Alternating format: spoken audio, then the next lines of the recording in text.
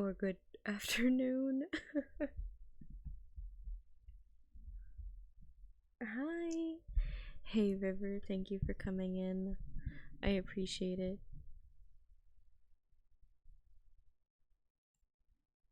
I have this whole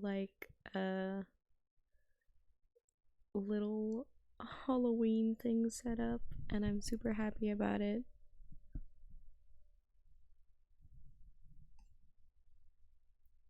But hi Joe. Uh I am a little quiet. Let me just put my face in my mic.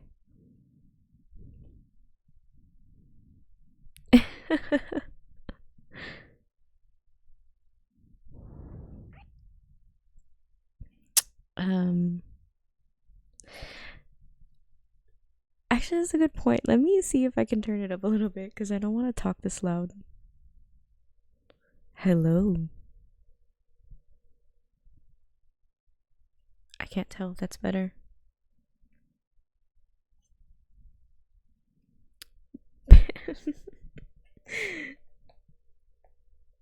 I'm really not trying to just stick my face all up in y'all's business.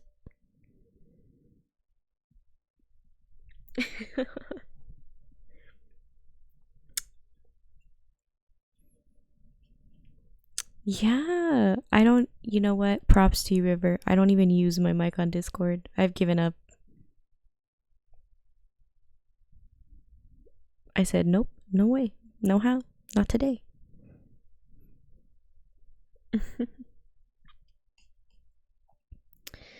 But thank you for coming in, you guys. I do have a game, however,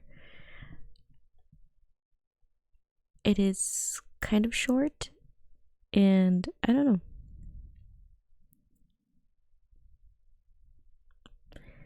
It's my newer mic, so I think it's. Oh, okay, that's good. That's good. We love new mics. Yes, yes. Purr.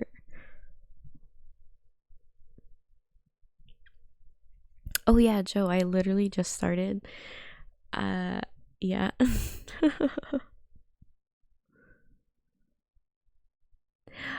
Oh, okay. Shit.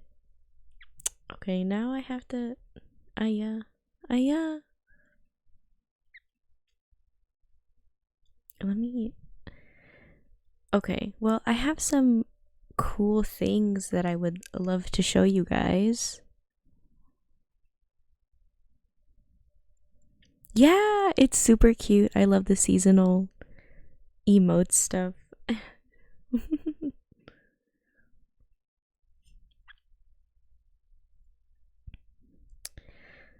Let me get up into my stream elements. We're gonna have a very different type of. I tried to do a different vibe today. Cause like, you know how it be. It's Halloween. I'm not gonna be here for Halloween. So yeah. Joe, I did check Discord.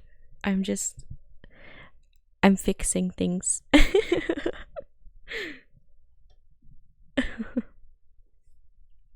Okay, so okay, chat. You have to be prepared because I think roughly this sounds like not like a lot, but I spent an hour working on it and I'm kind of like super excited to show you guys because I did the audio myself. I like overlaid audio and like I was like, "Ooh, it's kind of cool." So, okay.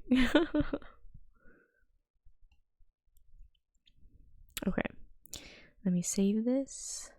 Okay, first, thanks. Okay, I know we're not at affiliate, but you know what? We're going to have emotes.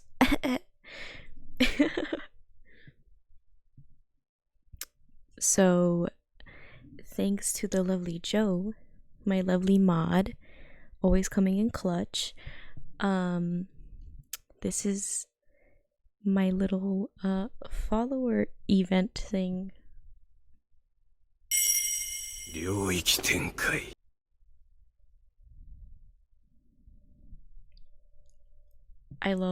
way that it did not save.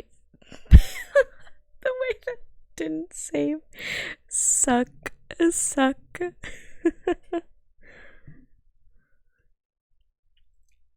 I tried so hard and didn't get very far. Please. I swear that I changed it and it didn't work. Excuse me, save.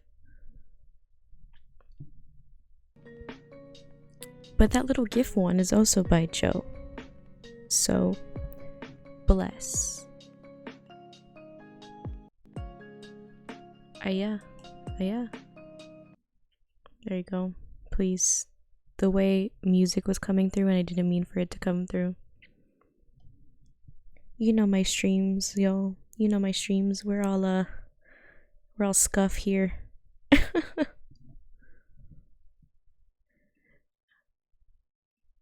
I know what you heard, but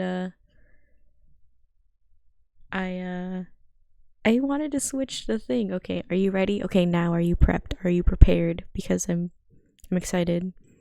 This is just for Halloween. I'm gonna change it to the other cute one after Halloween. So if it didn't save, I'm gonna lose my mind.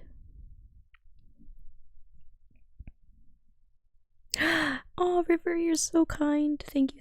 I appreciate it. Okay. Ready? Drum roll.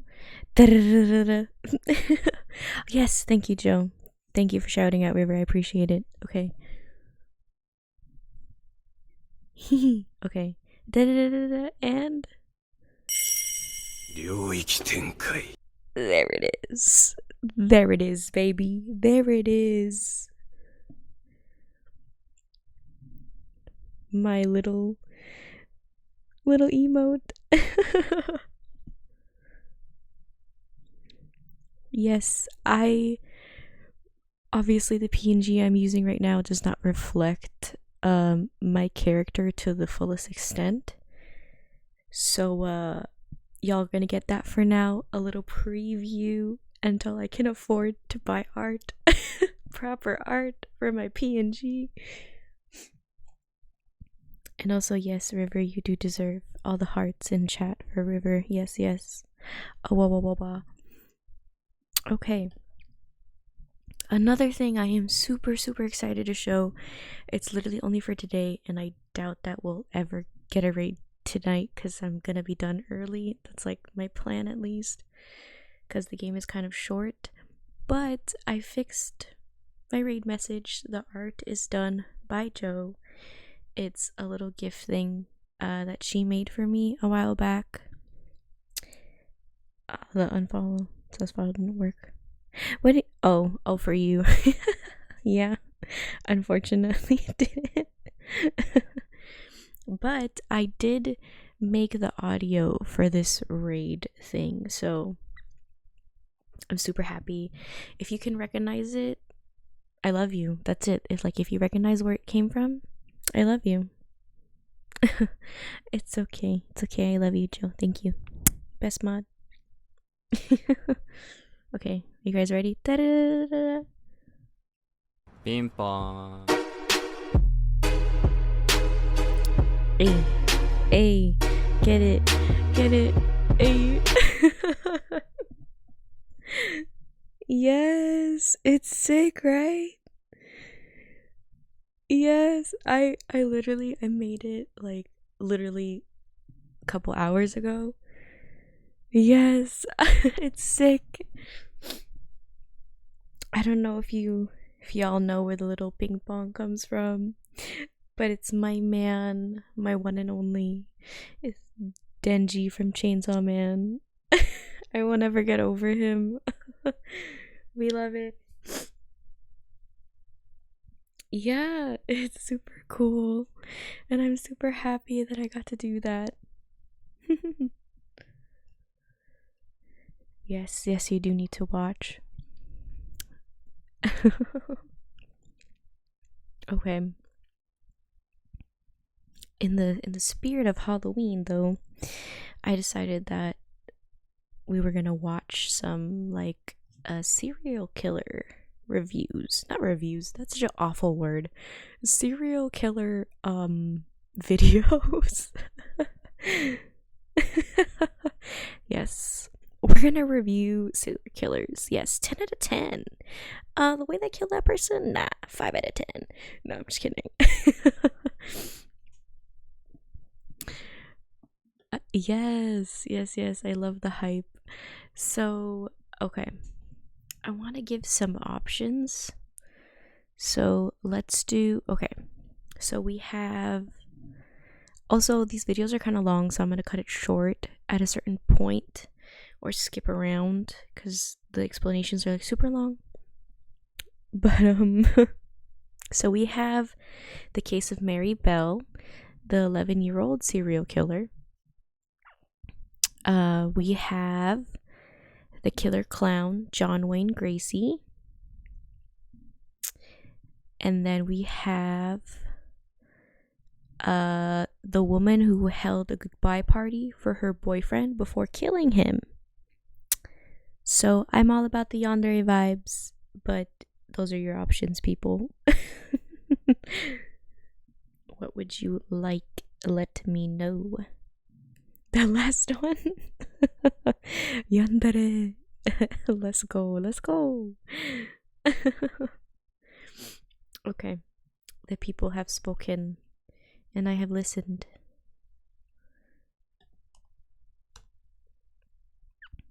Okay. It looks like we're going for Le Yandere. Okay. Here you go, you guys. Welcome. I hope you guys are all having a wonderful day today. In today's video, we are going to be covering the Mystery Monday case, and we're going to be talking about an Australian case that is so I don't know infuriating. how well you guys can hear it, but let me know. I'll turn it up. By the end of this, you guys are going to rage because I did. When I was researching this, I was enraged. Of course, we love yandere voice. Before we do get into it, I just quickly want to thank today's sponsor, Audible. Definitely want to figure out my own, but it depends on my mood. I'm not feeling that way right now, but you know. Again. I just feel blessed. I love Audible. They okay, good, have perfect, such an awesome. of audiobooks, of podcasts, Audible originals, and more. We're going to skip. With this free trial, you can explore their entire catalog, and Audible. you will also get one audiobook for free. So I will make sure to leave all of the information for that in the description down below, so you can check that out. Oh and no! Let's go ahead and get into the case. If so it's a little low, we're going to be talking about the case of Joe Cinque. He was born I got you, River. Don't worry. Got you, BB. And he was actually named after his grandfather, but he was known by friends and family as Joe. He was born to parents Maria and Nino Cinque, who were both Italian immigrants.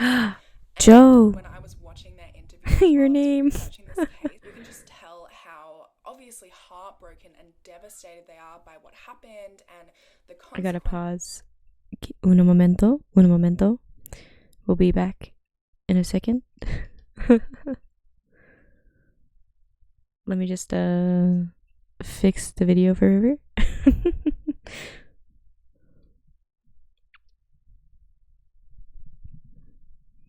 Oh. Yeah. Hi. No, you didn't miss much, Koala. Hi. It's always lovely seeing you in chat. Thank you, my lovely mod, for doing the SO. Bruh. Please. The way I'm trying to figure out how to turn up the sound. Oh, there it goes. Okay, let's see. I'm gonna try to get to the part that we were at. Okay, we were here. Okay, I'll put it back up. Can you say Peter?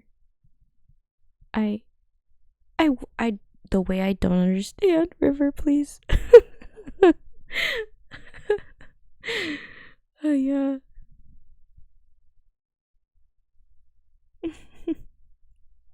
Okay. starting it up again. In 1971, and Hopefully, he was actually named after his grandfather, but he was known by friends and family as Joe. He was born to parents Maria and Nino Cinque, who were both Italian immigrants. Good slaps. And when I was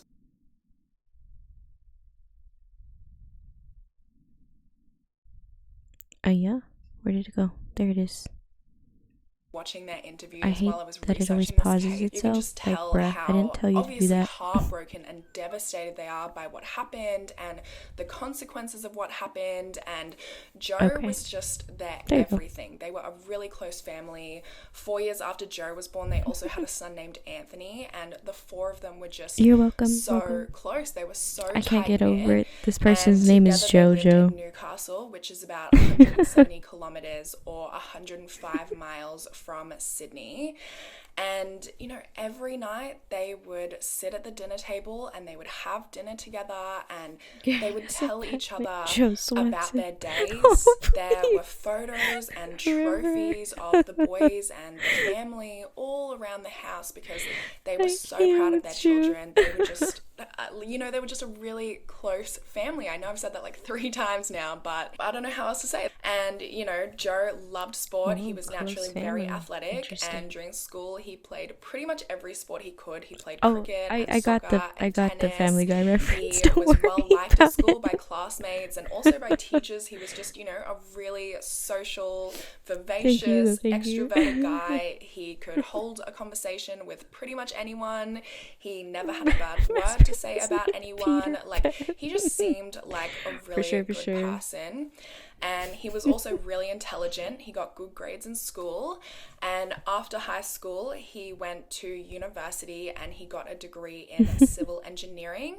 He graduated from university in November 1994 this is the person who passed away. He was 24. And then after uni, he went and traveled around Europe for 2 months before coming back home, still living with his parents, and he got a job at a civil engineering firm in Newcastle, which his father and his grandfather were actually employed at as well. My voice broke a little bit there.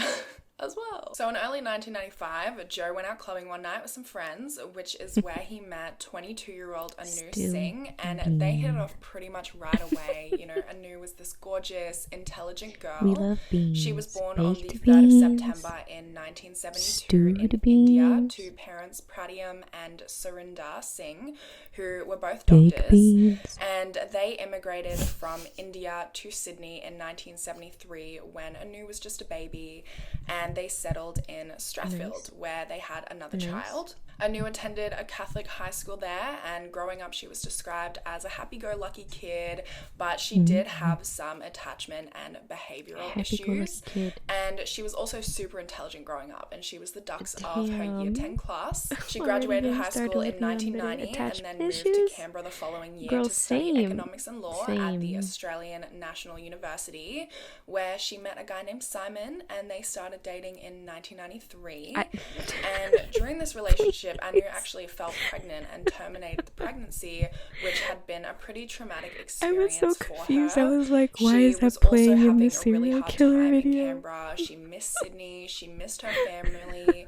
She was calling her parents a lot, and she kind of got into recreational drug use while she was living in Canberra. She had started smoking weed in year 10, way that I also forgot to add my sound alerts, so she was using cocaine, acid, speed, ecstasy, it played and for meth, me, which was causing her to have hallucinations. So because she was having such a hard time, she ended up deferring from uni for a year and went back to Sydney to visit her parents, which is when, of course, she met Joe at the club in 1995. And like I said, they hit it off pretty much straight away and started seeing each other. So mind you, she still hadn't broken up with Simon by this point. So after visiting her parents, she went back to Canberra to study law at the Australian National University. And her and Joe continued a relationship during this time, which Simon found out about, and he broke up with Anu as her he and should. Joe So Joe and cheating Anu on started me? doing the long distance thing, and I guess by 1996 things had gotten pretty serious. Joe was really taken by Anu, like he was really into her, and he would call her like up to 15 times a day, and every single Friday he would drive from Newcastle to Canberra to spend the the weekend with her, which is like a 5-hour drive. It's like a 450-kilometer or 280-mile drive. And he would do that every weekend. And he would stay until Monday morning. And he would leave super early on Monday so that he could make it home for his shift, which was at like 9:30 a.m. on a Monday. It's not happening. So he would have had to be leaving, Canberra at like 4 in the morning. Anu was also having some issues with her health at that time, and when she was feeling unwell, Joe would just straight up leave work and catch a flight to Canberra to see her, just I guess to help her, make her feel better, make sure she was okay. So clearly he was very into her, and they seemed to have a pretty happy relationship at first, but Joe's parents were not in. I hope it doesn't pause. I'm gonna try to. No, it paused. You ever try to do sound alerts and Soundgasm pops up? Yeah. Same.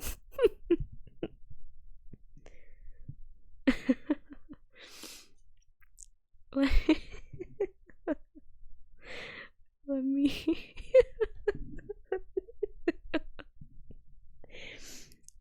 Only people with I don't even know if I want to like out myself right now. Sound alerts. Jar go burr. Jar.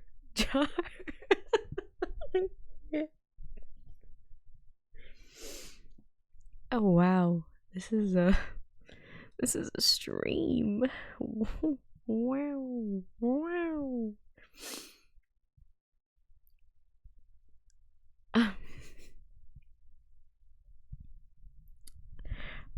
Please.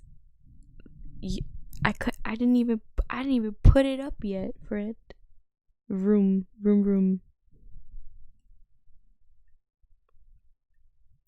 I'm trying my best. I'm having technical difficulties as always. We love my streams. My streams are awesome. Yes. I hate it here.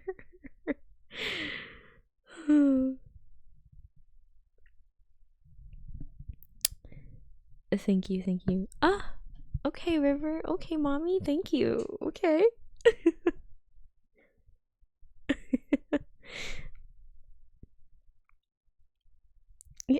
What do you mean? What? We established this. When I saw that art, that was it. Oh yeah, koala. I have this. Oh my god. What is that? Oh my god, now it's bouncing on my screen. Lord have mercy. I didn't ask for that. I did not ask for that.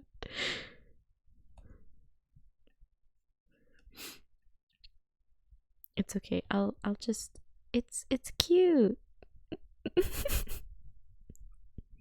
Yeah.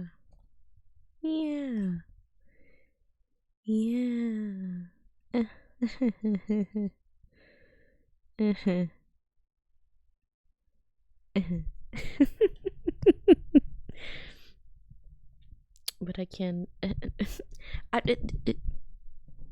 you can be my daddy.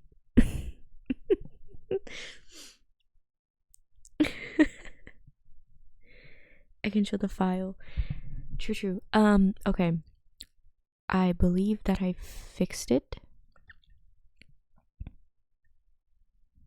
So exactly. Okay, transition. You didn't see the transition, but it's okay. Okay, please someone try to do the sound alert, por favor.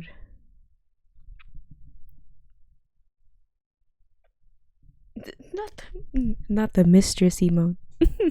Please. I don't know. What's the vibe? What's the vibe right now? Go ahead, pick one. Have fun.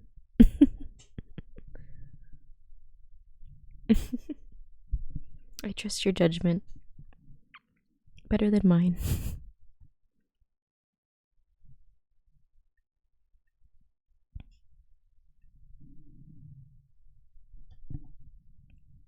While we wait for that, I'm gonna need the pufferfish. Wah, wah, wah, Luigi. I'm trying to figure it out. Yes. There it is. Oh. Did okay, cool. We're good. GG.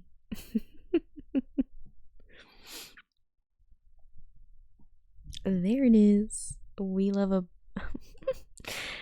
I need to hold back, please. Okay, yeah. Did I tell you to play? Chill. Okay, good. Okay, I was scared it was playing. Okay. Anywho, Koala, hey. I showed River and Joe this, but I have like a special sound alert for followers and raids right now for Halloween. River, you're so cute, I swear.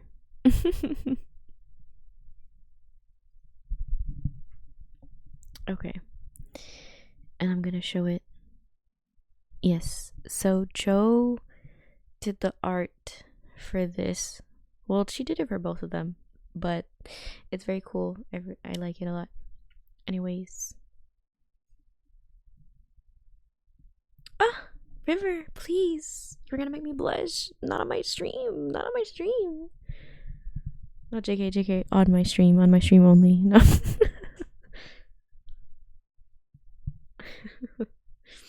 Okay, here it is.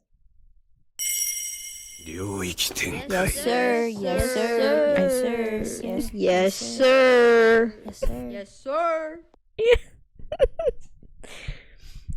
Thank you for playing that over the audio.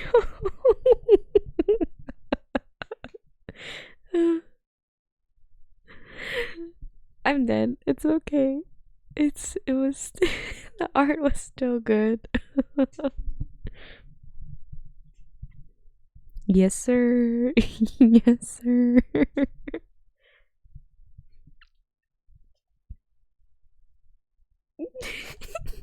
Yeah, it is now.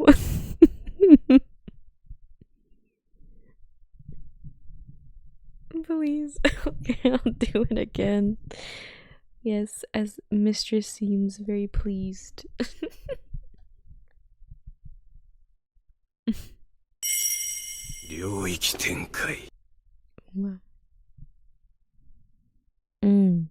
Mm-hmm.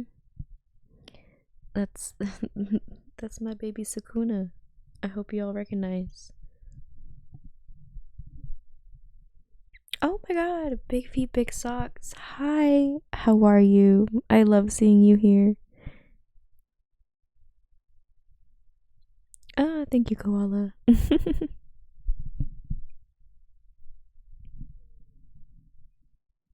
Is this the one, the only, the legendary Row Bunny? Yes.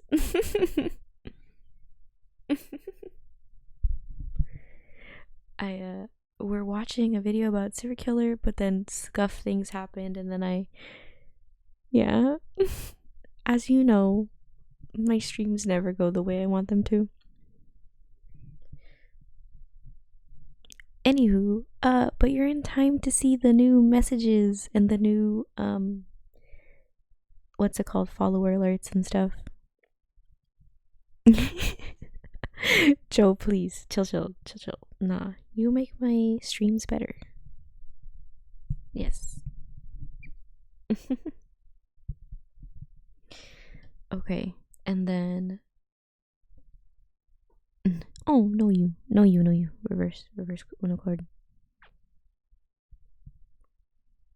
Okay, and then I'll show my new raid message because I'm super happy about it. Context, I already told the girls. Yes, we do be cute. We're so cute, big feet, big socks. Yes. What was I talking about? The raid message. I made the audio for this, like I laid it together. It's very simple, but I'm still very proud of it. And Joe did the art and enjoyed my little raid thing. Ah, y'all are so cute tonight. What is this? Oh my god, please, y'all making me blush. Bing bong. Yes.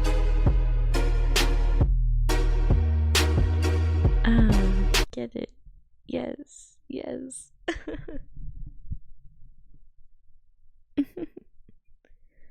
That is my new raid audio, and I'm very happy with it.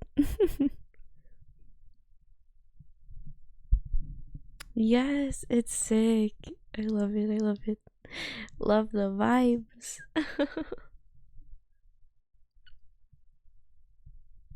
I actually thought it was a little bit too long, but now that I'm like doing it, it's awesome. Is that the yummy? Yes, the yummy.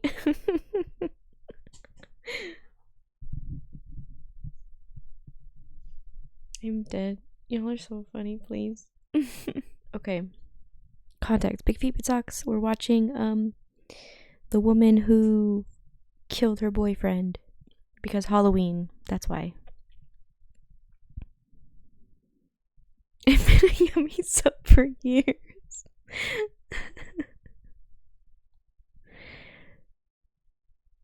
Ooh. Okay, River. Do share. Oh yes, Big Feet, Big Socks. Exactly. You know I love foreshadowing.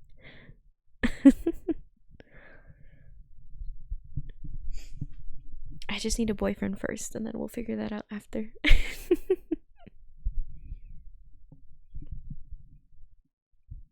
Okay, but I'm gonna oh,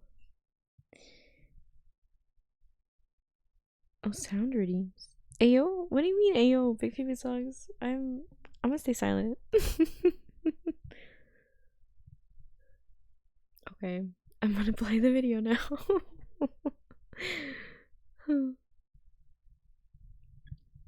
Anyway, please, Big Feet, Big Socks, chill.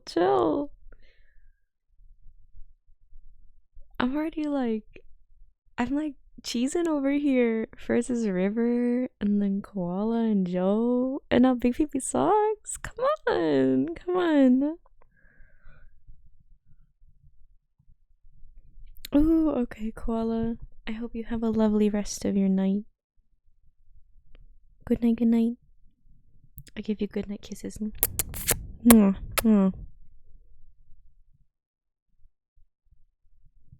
Why did this turn into ASMR, please? Not the raw tomato.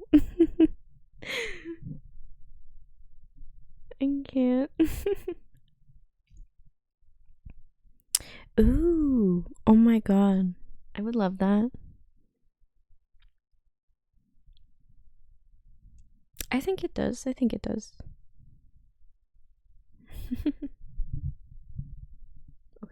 I play. Hopefully it works. I think because they could tell the relationship was not. There it goes. JK, it stopped. I hate it here. For Joe, there was a very distinct change in his behavior after they started dating. He just didn't seem like himself. He seemed like he had changed from the relationship. They believed that she was controlling him. Like, normally he was a very extroverted, vivacious person, but whenever Anu was around, he just kind of sank into the background. She would lead the conversation, and he was just kind of there. I call the devil because she's worse than a devil. It wasn't himself anymore. She demanded too much of him. When I was talking to my son, she was talking somewhere else. Soon she saw my son Joe was talking to me. She come and grabbed Joe from his back and started to talk, kiss him, this and that. But not only once. Maybe 4, 5, 6 times. As I mentioned earlier, the family had dinner every single night together, and they would do this Damn. at 6 p.m. But after Joe and Anu started dating, she would call Joe at like 6:10 p.m. every single night. So Joe would get up, see, this is and why he you would don't answer the phone, and he jar. would leave, and he just wouldn't have family dinner with them because they would be on the phone for like an hour and a half, which was Jar, you obviously can't. really upsetting to Jar, Maria and you Nino can't. I'm because gonna this start was saying your name an like important that. family time for them. So Maria actually answered the phone Jar, a few different why are times and you was like, cheating hey, on look, me, you know, Jar? we have dinner at 6 p.m. every night. Would you mind just waiting until 7 p.m. to call, and then you can talk to him for as long as you want? And she did this a few times, and I don't think it worked. I'm pretty sure Anu just continued to call like right after they started their family dinner. Eventually in September 1996, Joe ended up moving to Canberra to be with Anu, and they moved into a townhouse together on Antle Street, which is in the suburb of Downer, and that was about 4 kilometers or 2.5 miles away from Anu's university. So it was a really popular place where a lot of university students lived because it was so close to the I just realized she has a university. dog behind her. And Oh my during god, this please. time, That Joe is super and Anu cute. also set up a joint bank account called Joe and Anu's marriage fund. So things were getting obviously pretty have serious, priorities. I guess you could say. We didn't My want bad, him to my go bad. there. We were so upset. We didn't want Joe to go down there. Now, by this point, Anu had stopped taking the drugs that she was previously taking daily, which brought on some pretty bad withdrawals, depression, and she also developed an eating disorder called bulimia, where she would basically binge eat and then she would purge by either self-induced vomiting, fasting, or taking laxatives. And she lost a lot of weight, and her parents were really concerned. She would go up to them and she would pull her shirt up, you know, just to show her stomach, and she would grab a little bit of skin and say, look, it's fat. And, you know, by this point she was only drinking Coke and she was only eating Tim Tams, and her parents tried to convince her multiple times to go and see a psychiatrist, but she just refused, and they were really concerned for her. And at one point she actually tried to convince her dad to book her in and pay for her to get liposuction, which didn't end up happening. And so then she started complaining of some other health issues she believed that she was getting. Like, she said she had really bad aching legs, she had bad pains, she had hot flushes, and she felt like there were things crawling underneath her skin. By May of 1997, Anu became completely fixated on her health, and she started to believe that her muscles were gone, that they had been deteriorating or they had been eaten away. And she actually did go and see a doctor about this, and the doctor told her, look, physically there's nothing wrong with you, this is purely psychological. But Anu didn't believe that. She didn't believe there was anything wrong with her mind, that the issues were all with her body. I'm not at her school body right now. had I'm problems. not at school. And My brain after needs this, a to few months stop later, she diagnosing started to people. convince herself that she had AIDS. And she was telling a friend that she thought it was really unfair that she had AIDS and Joe didn't have AIDS. So she planned to actually put some of her infected blood on his toothbrush. But she went and got an AIDS test, and the AIDS test came back negative. She didn't have it. So after that, she started to convince herself that she had a nervous system issue like multiple sclerosis. So eventually her parents actually did manage to convince her to go and see a psychiatrist. And this psychiatrist tried to recommend some like pills or some drugs for her to take to combat these feelings that she was having.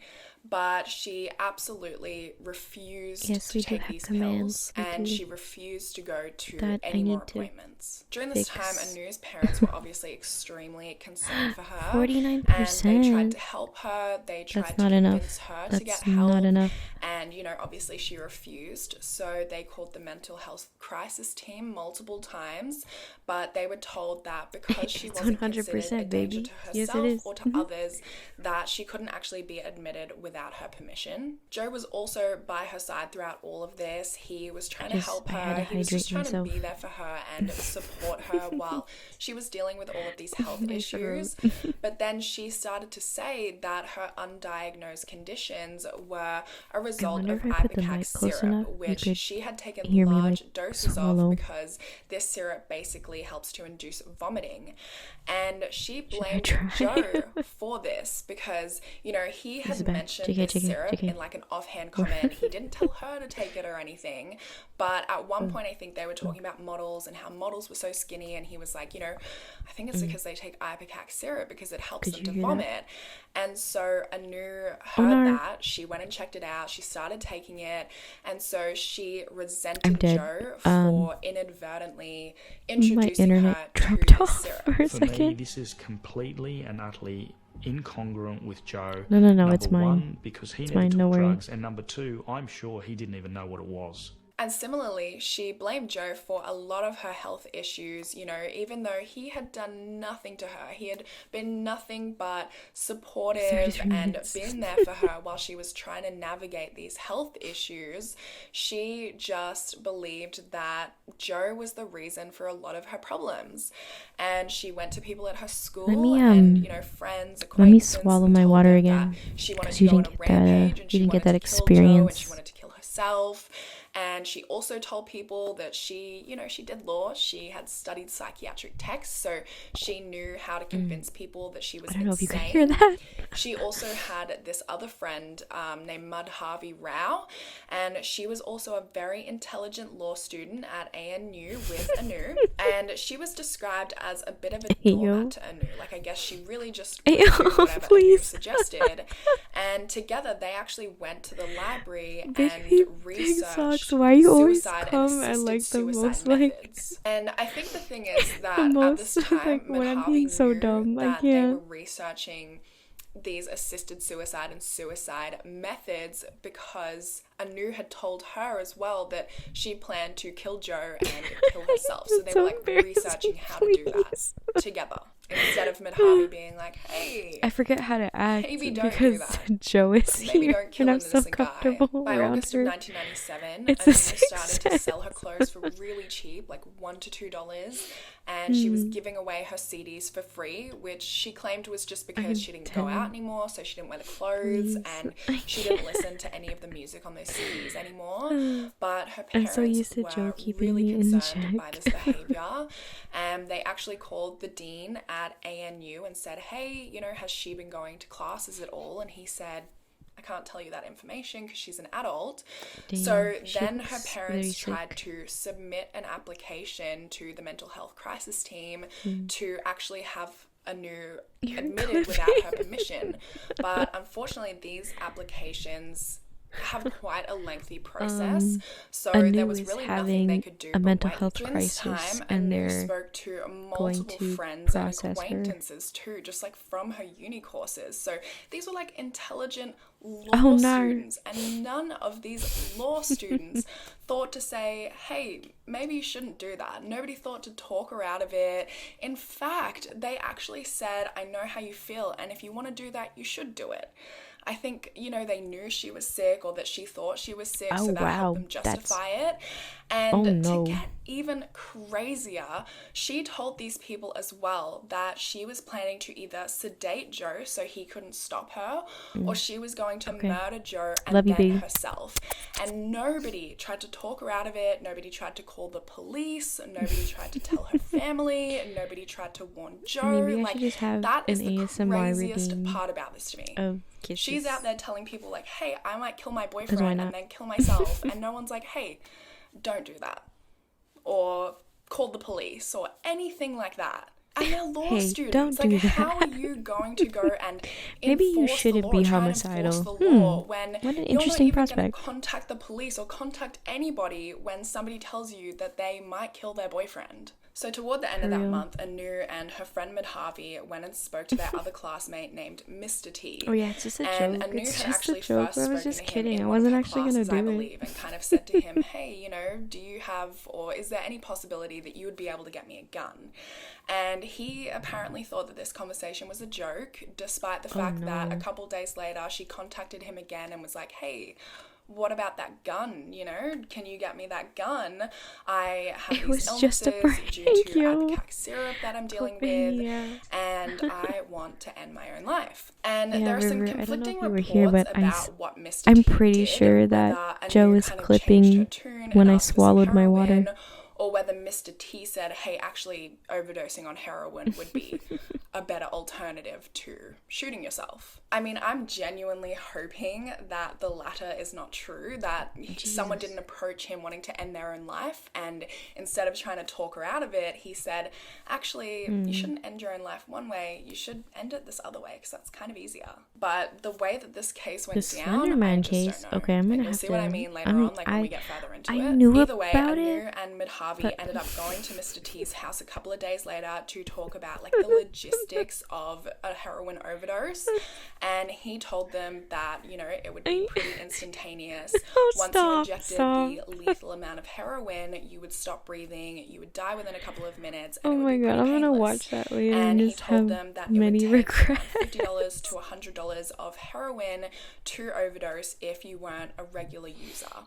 Yeah, And of Anu course. was like, Just great, like I'm not going to when buy I any said heroin daddy today and you because I don't clicked have the that money, baby but big when I do socks. have the money, I'm going to come back and I'm going to buy some. And about a week later, Anu calls him up and says, hey, I want to buy about half Don't a gram worry, of this heroin. is 18 plus. And he says, River. great, no worries, I clicked come to that over. adult So content Anu and Madhavi go to for his house. Twitch. Anu pays him $250, buys $250 worth of heroin, and he then injects himself and injects both Anu and Madhavi with heroin to teach them how to inject themselves and how to inject someone else. In September of 1997, Anu went and saw a university counsellor, and she told them that Joe was abusing her both physically and verbally, and he was apparently blaming the abuse on her, saying he had never hit a woman in his life before, but she said that she couldn't leave him because she was emotionally and financially dependent on him. That's right. And just before we get any further, we're we gonna will need get to into watch- this we're later, gonna but I watch a just want to video say on it. now, We're gonna clear watch it a up video on now, that we found out later that this is actually a load Of of course, it's a common and name. Anu later admits But don't that worry, you're this wasn't special. true. Joe was You're not special. abusing her. In October You specifically, 1997, Big Anu Socks, showed up in at my Mr. chat right T's now. house again You're special. and said that she wanted to buy $500 worth of heroin, which is a full gram. And he's like, no worries, come Scary, in. but very he loaded interesting. up 2 syringes for her, and Also, he damn, injected a her gram again of as kind of like a heroin? re-demonstration of how to inject yourself or inject somebody else. And he asked her while she was there, why do you want so much heroin? Socks. And Gotta she said, reciprocate. somebody else You made is me coming blush. with I gotta me. make you And he blush. said, what do you mean? Someone else is ending their life with you? Who is that? Joe. And she told him, you don't need to know who it is. And he didn't press any further questions. After this, Madhavi also helped Anu acquire some Hypnol tablets, which are also known as roofies or the date rape drug. It's like a really powerful tranquilizer. And they managed to get this off another classmate who we'll refer to as B. And B was also a heroin user, and she managed to get them 15 Rohypnol tablets. And she told them, look, if you're going to use this with heroin, only one roofie is needed to knock a person out. On Monday, the 20th of October in 1997, Anu decided to host a farewell goodbye dinner for her and Joe because she was planning on killing Joe and then ending her own I life just that imagine night. you like And constantly she and repeating Madhavi her. invited friends, classmates, acquaintances, people they didn't even know who Yes, were just River. law students, because like I mentioned, the place where Joe and Anu lived was a very popular student housing accommodation. Valid. And Anu had Madhavi literally go around to some of these houses of people they didn't even know. Okay, River, knock on you the want door to and be go like, into hey, the... Am do I you wanna about to come have this, my goodbye moment of farewell like, party? I'm gonna give And validation to all of the people? people Is that at good? this dinner Am I gonna be knew that the kind of purpose streamer? of this dinner. They knew that it was a goodbye / farewell party, that Anu was planning to kill Like Joe you, and then girl. end her own life afterwards. And they decided to come along to see the lead up out of morbid curiosity. And I'm everybody dead. knew but Stop, Joe. y'all Nobody are, warned y'all Joe. are too Nobody tried to talk much. Anu out of it. Nobody contacted the police or the authorities or anything. And these Let me- are law let me students. They're give, pretty far River through some their law validation, studies. They know right? the law reasonably well.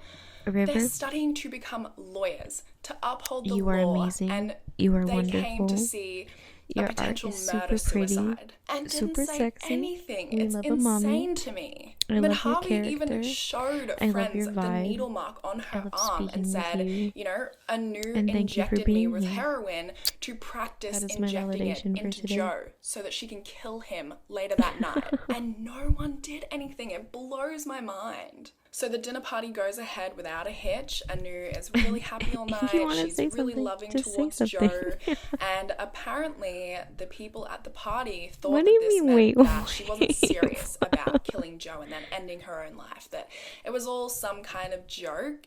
And Anu did have a reputation as a bit of an attention seeker and somebody who loved drama, so they kind of just thought that this was another one of her Danger. ways to get some attention. What I fail to believe about that is, if you thought it was a joke, why wouldn't you mention it to Joe?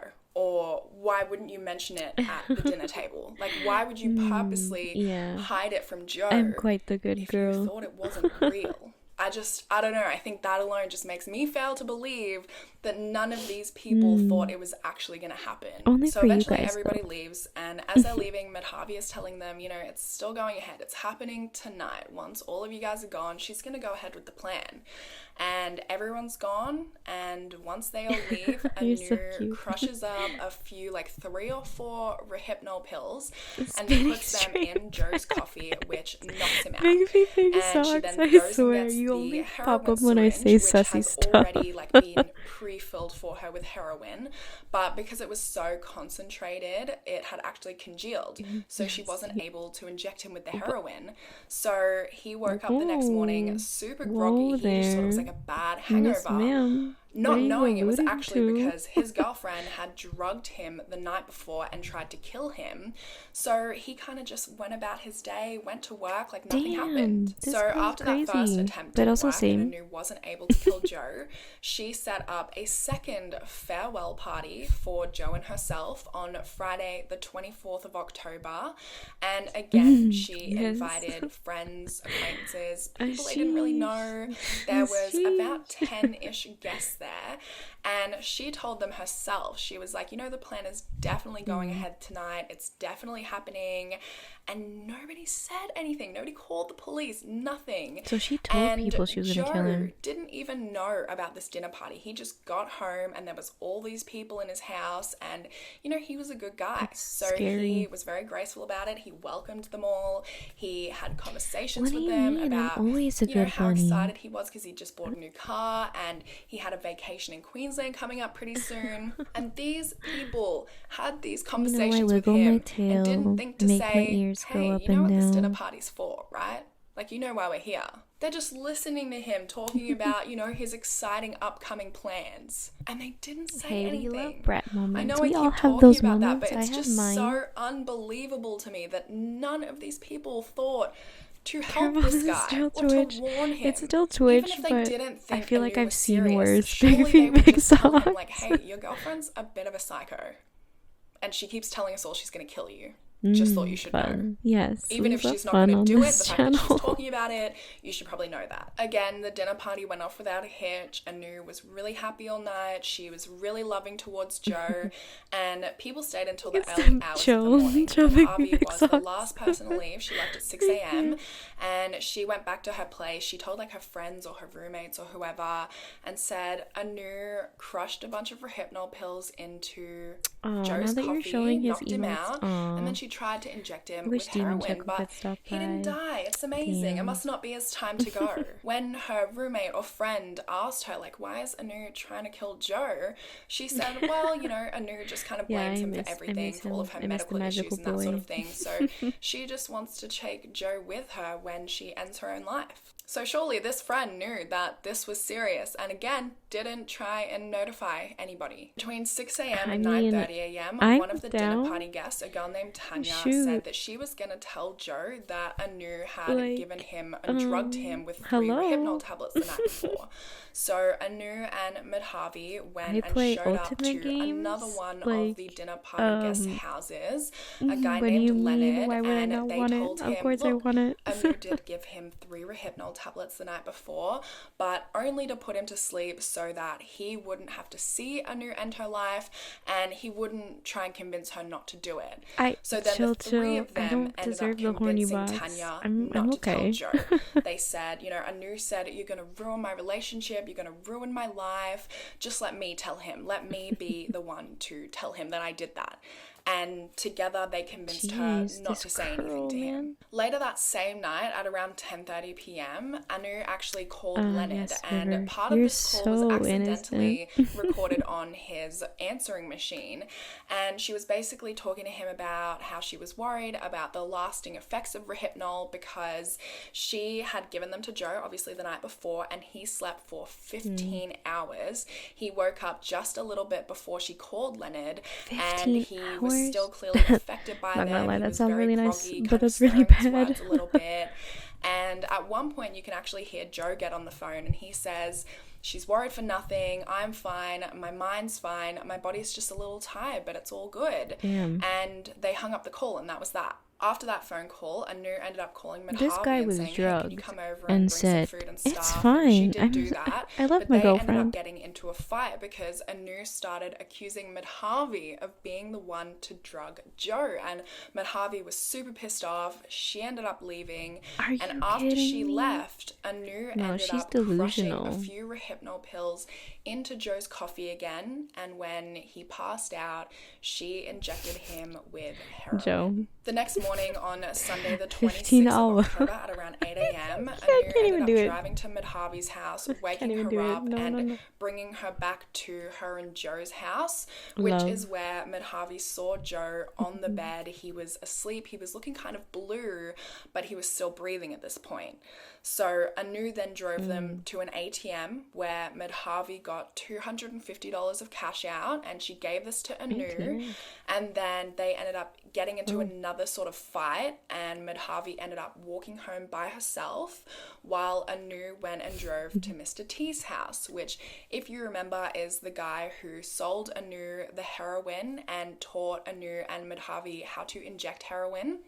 And she bought another $250 I think he's just called Mr. T. That's what I was thinking him, too. I was thinking about that Mr. T too. Soon after this, Anu ended up calling Madhavi a bunch of times, and initially Madhavi kind of told her to, you know, screw off, but eventually she was like, okay, come and pick me up, and Anu went and picked her up, brought her back to her and Joe's house, which is where Madhavi saw Joe unconscious on the bed, and she ended up leaving and going to Leonard's house, and she told Leonard that Anu had told her that the night before when Joe had woken up from, you know, obviously the Rohypnol and the heroin that she had given him, he told her that he was going to leave her.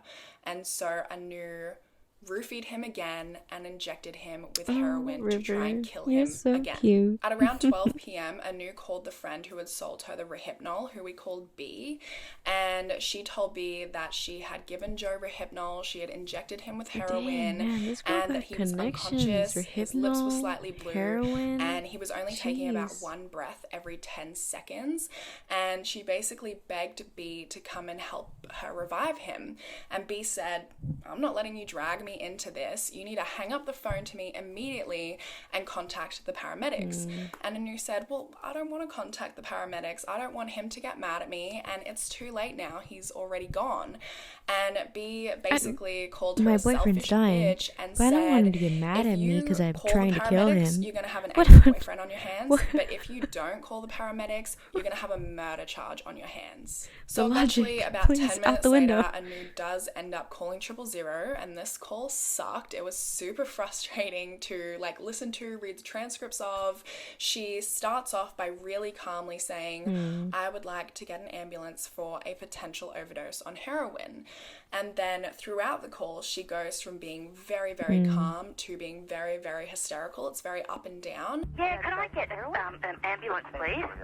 Well, he's vomiting everywhere. I have a person potentially overdosed on heroin. Potentially overdosed. Well, he's vomiting everywhere, blood and stuff. And the police just tell me is that a bad sign? Well, it's not good if he's vomiting blood. And she's super evasive as well. She tells them, you know, he's unconscious, he has brown liquid coming out of his mouth. Please. And the operator tries over and over and over again to get her address so they can send an ambulance out to potentially save Joe's life. Well, And she, that's not they would good. say, what's the address? Maybe you So should can do send an something about ambulance. And that. she would say, is it bad that he has brown liquid coming out of his mouth? Instead of giving them the address. And then eventually she gives them the wrong address and gives them the wrong name. She calls herself Olivia. And then eventually she finally gives them the correct address, and the paramedics are sent out to the house. While the paramedics were on their way, the operator told Anu to give him mouth to mouth, and she said, I can't, his teeth are closed, they won't open. And then eventually the paramedics did arrive, and they found Joe unconscious in bed. He was naked from the waist down. He had brown liquid and blood all around and all over his mouth. And he had a bloated stomach, and they immediately began trying to resuscitate him and save him. And Anu was extremely agitated during this time. She was pacing back and forth. She begged the paramedics to save him. She told them that she had given him Rohypnol, 4 Rohypnol tablets, and she had injected him again and again and again with heroin to put him to sleep so that he wouldn't see her end her own life. And she had planned to do the same thing to herself. Unfortunately, despite their best efforts, paramedics were unable to save Joe, and he died later that night. Anu was immediately arrested, and she was taken into the police station for questioning. One of the officers recalled that for somebody who was crying so much and who was hysterical, not once did she need a tissue to wipe her tears. Later that night, Joe's family just had a really bad feeling, so his mum Maria tried to call him, but Joe didn't answer. A police sergeant actually answered the phone, and at the same time, police officers actually showed up at their door, and when they answered, she said, you know, what's this about? And the officers said, it's about your son Joe. And she said immediately she knew that Anu had killed Joe and that Joe was dead, and she didn't need to hear anything else, and she immediately broke down. And he said, it's about your son. As soon as I said that, I started screaming, please, don't say anymore. She killed him, did she? She killed him. Oh no, Straight away I knew she did kill him. I started screaming, please don't tell me it's not true. It can't be true. That's when I knew. Oh, that's so sad. Y'all stop laughing. Her son died. Stop. And Joe's younger brother Anthony also punched a hole in the wall and said, you know, that bitch killed my brother. And they ended up having to go to the morgue and to identify Joe. And their godson Robert was there, and he said that as soon as they kind of pulled the sheet down, Maria literally just collapsed into his arms. Like, she just collapsed into him. She was devastated. Both, you know, the whole family was completely devastated. How can you see your child you give birth to, you feed him, you look after him? I want to say same, but no, I'm a big crybaby. I can't. I feel bad. All day.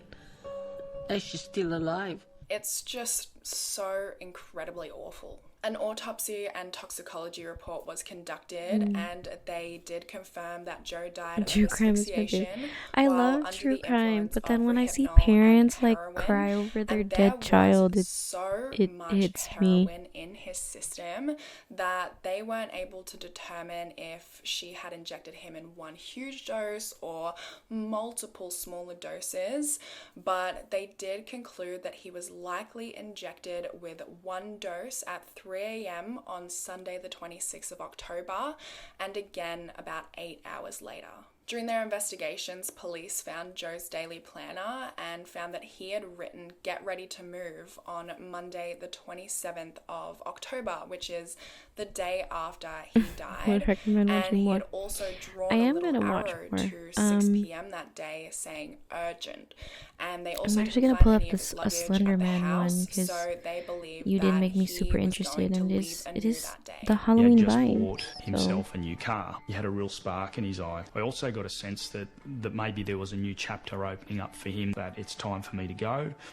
Buying the car was a part of that, and Anu knew it. That's when she decided to do what she did. Police also searched Madhavi's house, and in her room they found Rohypnol, alcohol swabs, pamphlets about arteries, drugs and veins, and used syringe packets.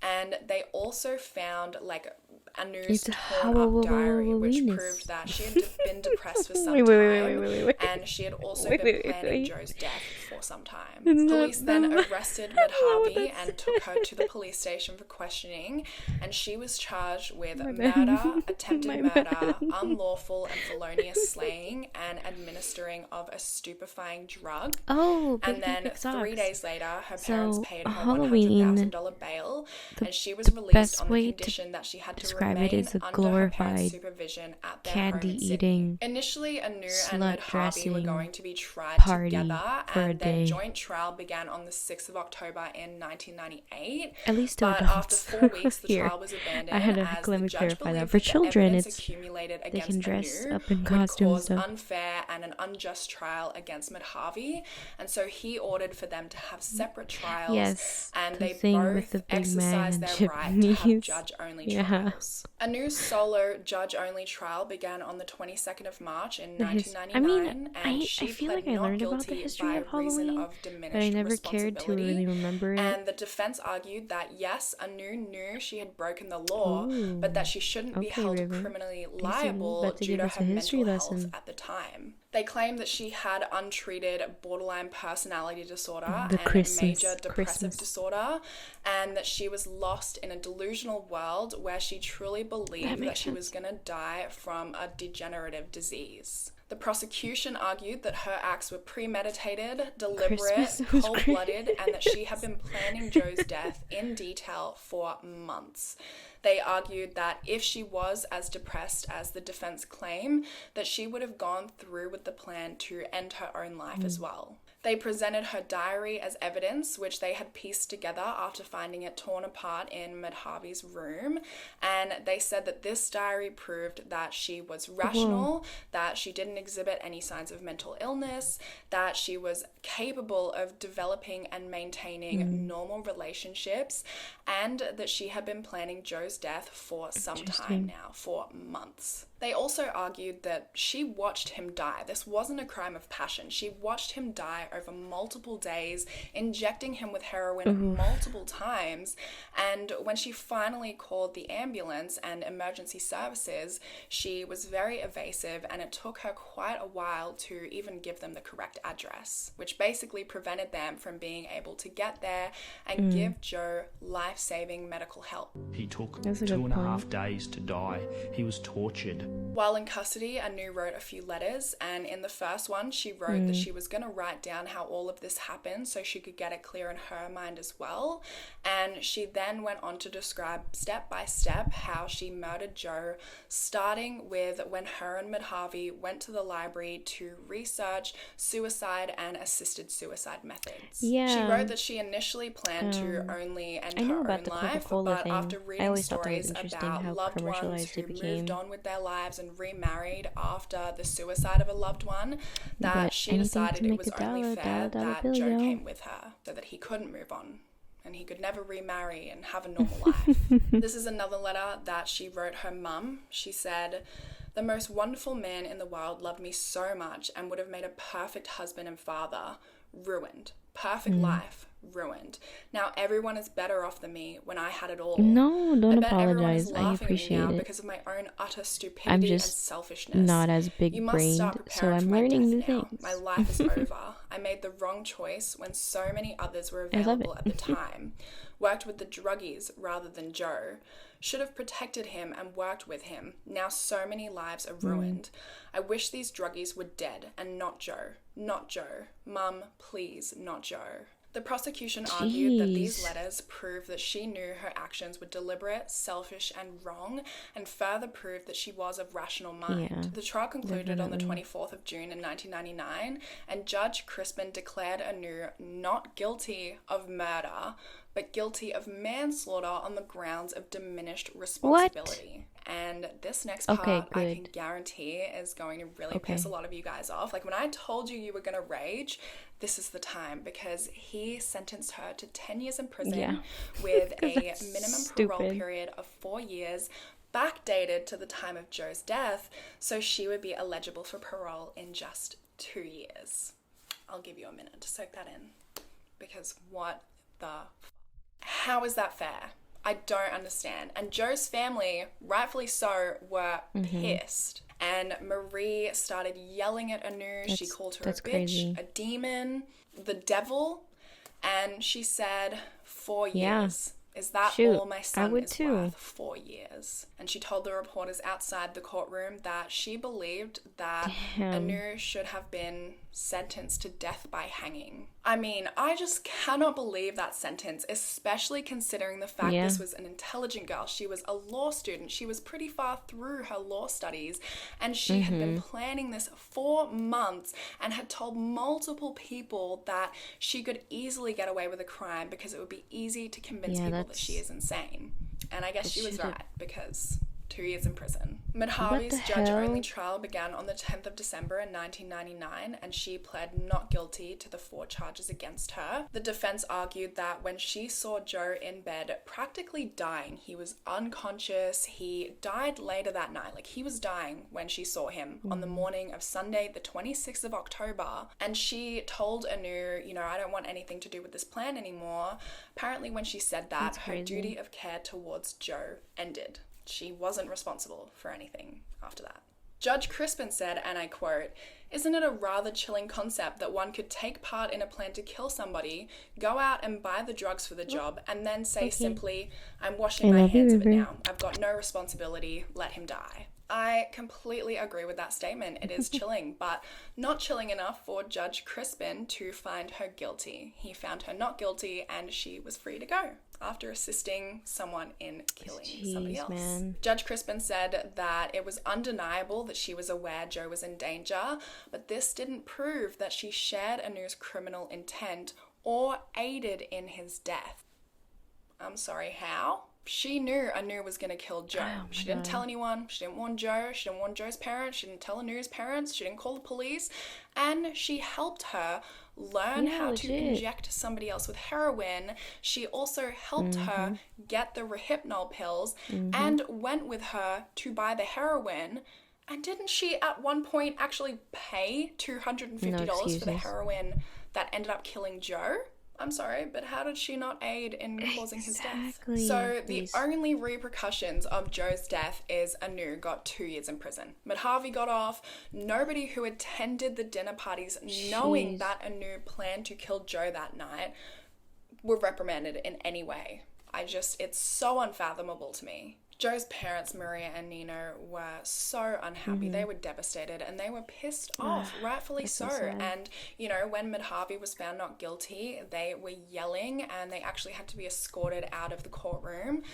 And later that same night, Nino actually ended up collapsing and he had to be rushed to hospital and receive treatment for heart problems. Anu started her sentence at the Silverwater Correctional Complex and she worked so there in the prison awful. I library in can't- 200 other inmates. She also underwent psychotherapy and was prescribed medication used to treat a range of mental health issues such as OCD, anxiety, and depression. And eventually she was transferred to the Emu Plains Correctional Centre, where she was granted day release so she could go and attend classes at the University of Sydney, where she got a master's in criminology. How nice for her that in the just 2 years she had to serve in prison, she was allowed to go out during the day and study and get a degree in criminology after killing someone. And Joe would never be able to do anything like that ever again. Exactly. He'll never get to get older, get married, have children, have a happy life, do whatever he wanted to do. In October 2001, at age 29, Anu was granted parole after serving just 2 years in prison. In 2004, she breached her parole by smoking weed and served a whopping 3 months in jail. And in 2009, she was awarded a doctorate by the University of Sydney's law faculty for her thesis that she wrote about women who commit crimes, which was titled Offending Women Toward a Greater Understanding of Female Criminality. It is a 100,000-word thesis in which she discusses women in crime and also her own people who go through the involvement in system Joe and Chinque's genuinely death. Nino and Maria fix came themselves. out and said that this was a That's desperate hard attempt to stay because relevant and to that's keep her hard. name in the media. You know, Anu also came out and said that's that a different when she topic told of the conversation. university I've had this counsellor conversation that multiple Joe was times with abusive different towards people. her, that she had actually made that up. It was And a it lie, and Joe was not It's abusive hard towards because her. people Anu now who lives in reform Sydney and is and then in people a who have long-term the stigma relationship against people with who another inmate have who murdered she met while someone she or was on committed a remand. horrible crime. Madhavi has since changed It's her hard name for them. and moved to the United States, where she lives with her husband and children. I can't. And Joe and Anu's townhouse on Antle Street has since been demolished to make way for a government housing project. To this day, Good. Nino and Maria still cannot understand why nobody came to Joe's aid. Nino said, "Why you don't call the ambulance? Why you don't call the police when you see a person dying? If you see a dog on the street from a car accident, you call somebody to help the dog.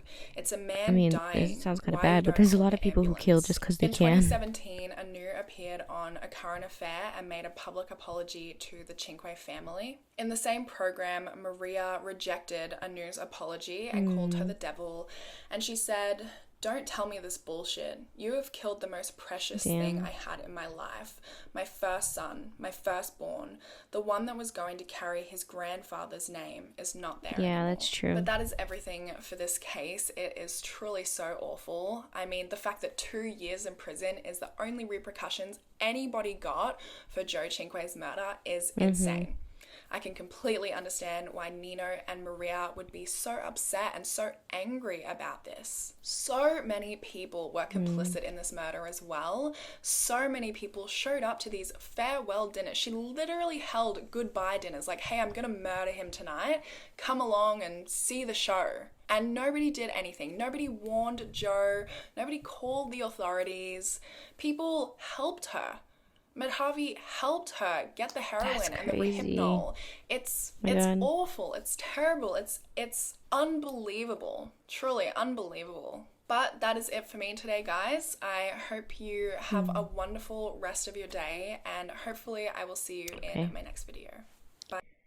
We're gonna Every year, millions of people look at around the video, country spill into history streets, of Halloween. dressed as fairies, goblins, characters from their favorite movie franchise, and everything in between, partying and making mischief. But outside of a good time, how many I know hope you why hear they big do socks, because this is it. it? Today, Halloween is a billion-dollar industry. But exactly how did it get there? I low-key thought it was an ad too. Oh, baby big socks, and you appear. While today Halloween is synonymous with commercialism, I summoned it you. wasn't always that way.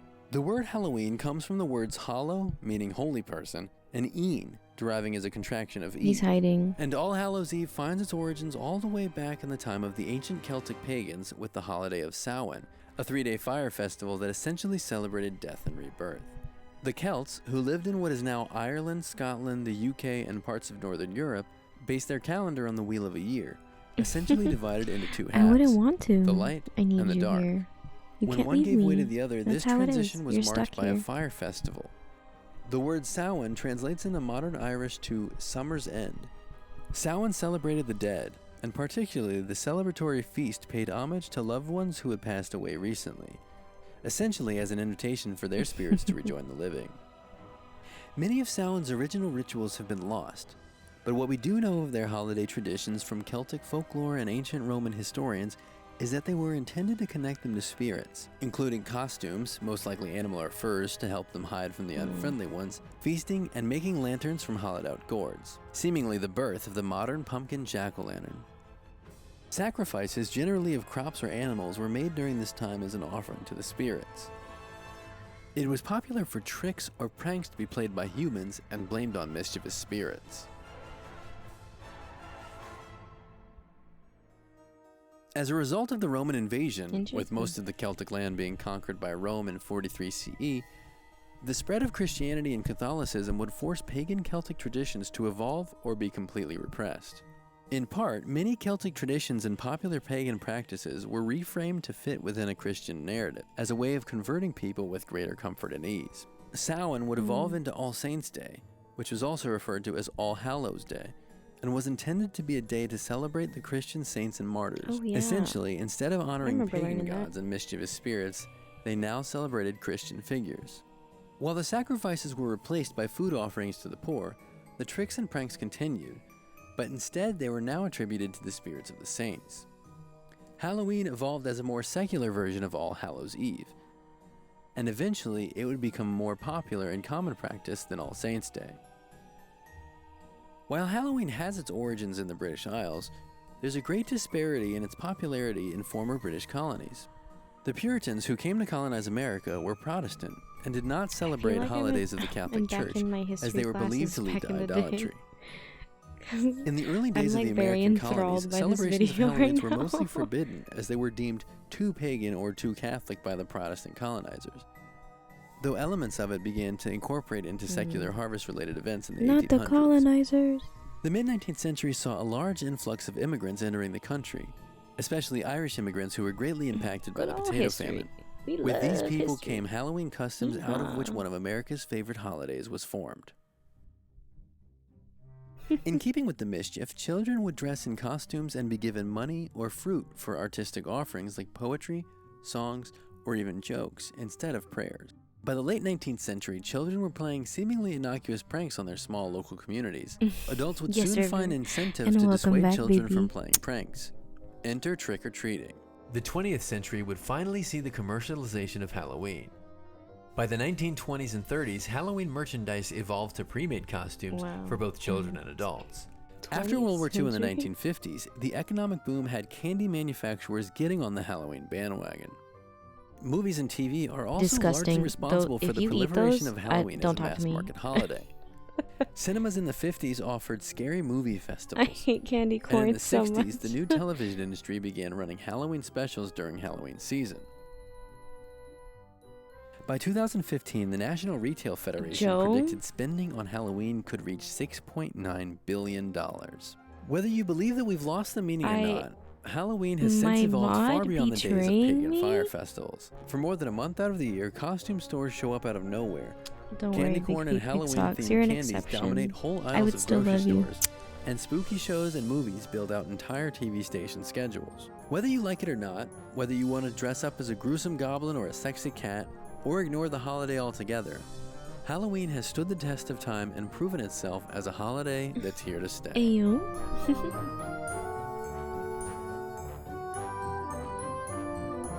Interesting. Oh, the video I have next, as I should, it's a Slender Man case. Also, hey guys, welcome back to every day blue moon, 6 you should of never Fruit want Week. that. That's like saying you like black Twizzlers. Black Twizzlers they do not taste good. Red Twizzlers are where it's I'm happy to at. hear that you guys have loved it so much.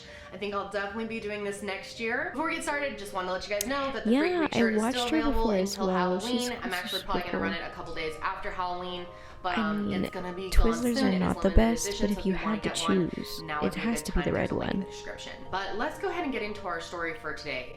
It's pretty intense. So I have gotten so many requests to do fictional, spooky, Twizzlers are red videos. vines. Like, I get those types of requests That's all what they the time. are. And to me, I've never been into like scary movies or myths or urban legends. Like, I just literally don't red get vines into are that stuff. like I never have. the Black-eyed children off-brand don't of scare me. If you couldn't Twizzlers. tell in my last video, I just think it's such a load of shit. And to me, like, the things that are really scary and interesting that I get into are real life stories. So even though I have gotten this topic requested so many times, the topic of Slender Man, which is an urban legend. I can't believe you just got me to talk like a baby. I thought about doing a video on just Slender Man and the story of Slender Man, but to me, I don't find it interesting or scary or anything because I know that it's not real. What I do think my is scary curly was an whirly. attempted So murder that was Twizzlers made is on a weird, little girl but in the curly name whirly is Slender Man. normal. And I decided that instead of talking about Slender Man, I would tell you guys about this case. I think this should be a good lesson for people about Joe, can you go in my DMs and send me a picture of a curly whirly? Because I need to see it. Channel that was really trying to make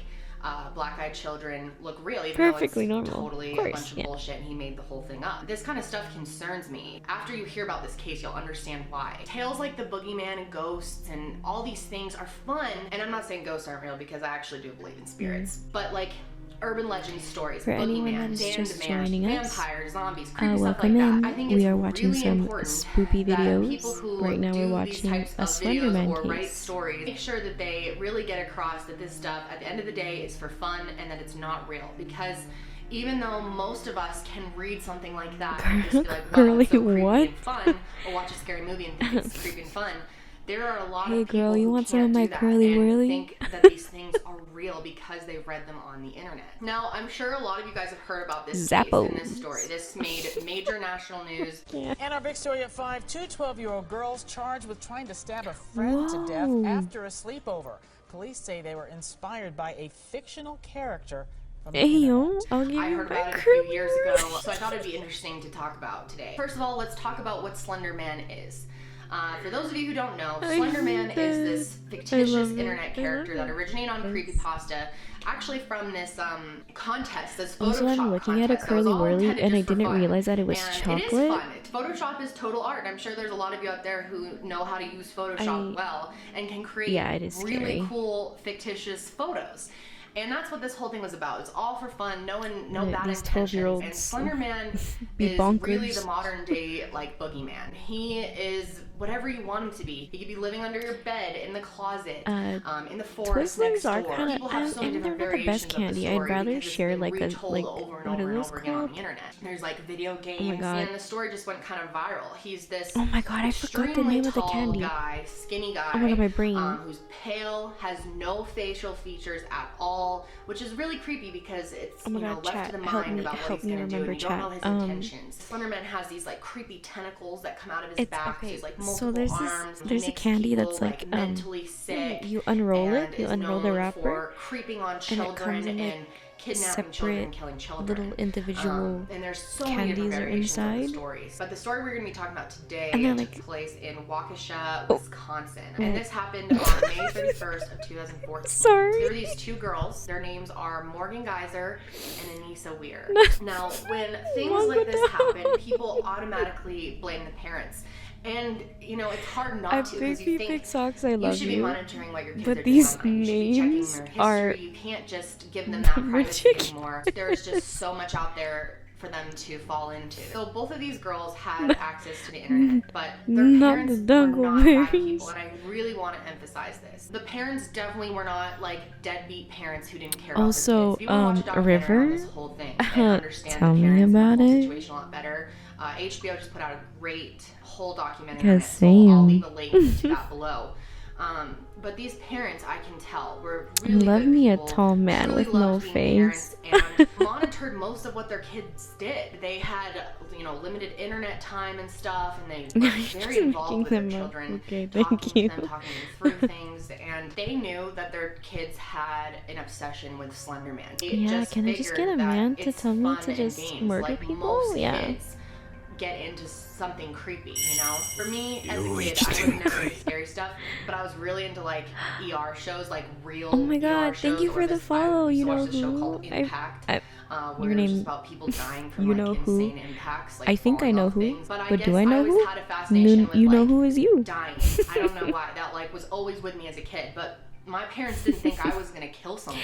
Yes. And I obviously didn't I gotta test out my new follower. But it's alert. fairly Thank you, normal thank you, for thank you. kids to have odd obsessions or to be into scary things. That is not like a reason for a giant red flag and to think your kid's gonna actually carry Big something feet, big out. socks. I see you. So I'm okay. sure a lot of you guys Trying to turn understand yourself what I'm into trying my to say. ideal so man. Morgan I see Geyser you. and Amicia Weir were both friends who both struggled with friends, bullying. They definitely weren't like the most popular girls in school, and they were a little off. Anicia was the first one to come across the Slender Man story I should and got really add a super obsessed hydrate with it. Now, redeem, she bruh. showed this story to her friend Morgan Geyser. The important thing to know about Morgan is she was later diagnosed with schizophrenia. And they don't just diagnose people with schizophrenia just because. Her father was she had diagnosed schizophrenia. with schizophrenia and has been through it his whole life. So they both knew that it was a possibility that one of their children could end up with schizophrenia.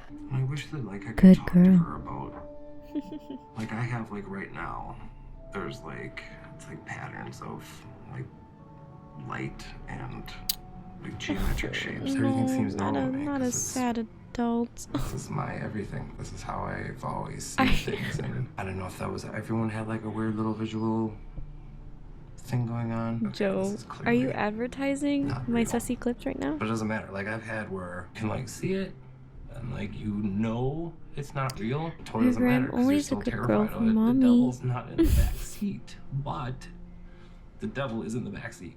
You know. And they always were sort of cautious with the way that she still believed in Santa when she was like pretty old. To talk about like scary things under her bed and stuff. We never thought for a moment that she could possibly believe that it was real. When I was Morgan's age, I remember biking home from the library with Stephen King's It. Thank you for the head pats. So I appreciate I it. liked that sort of thing too when I was her age, and I think most kids her age do like scary stories and horror movies and scary stories on the internet, you know. Wobble, That's all wobble. that we thought that Wiggle, it was. wiggle. But how do you figure out if that's okay? Is that normal? Is that just being a kid? Or are they really seeing something? How do you tell? Because kids imagine things. I certainly imagined things. When I was little, I thought I had an imaginary friend named Grace. I don't have schizophrenia. I just had a good imagination. So how do you know when your kid is actually seeing something when they're just imagining? So Morgan and Anicia would talk about Slender Man often and how they both believed in him. And after Anicia showed Morgan Slender Man, she became fully obsessed with it. If you're trying to because of the misspell.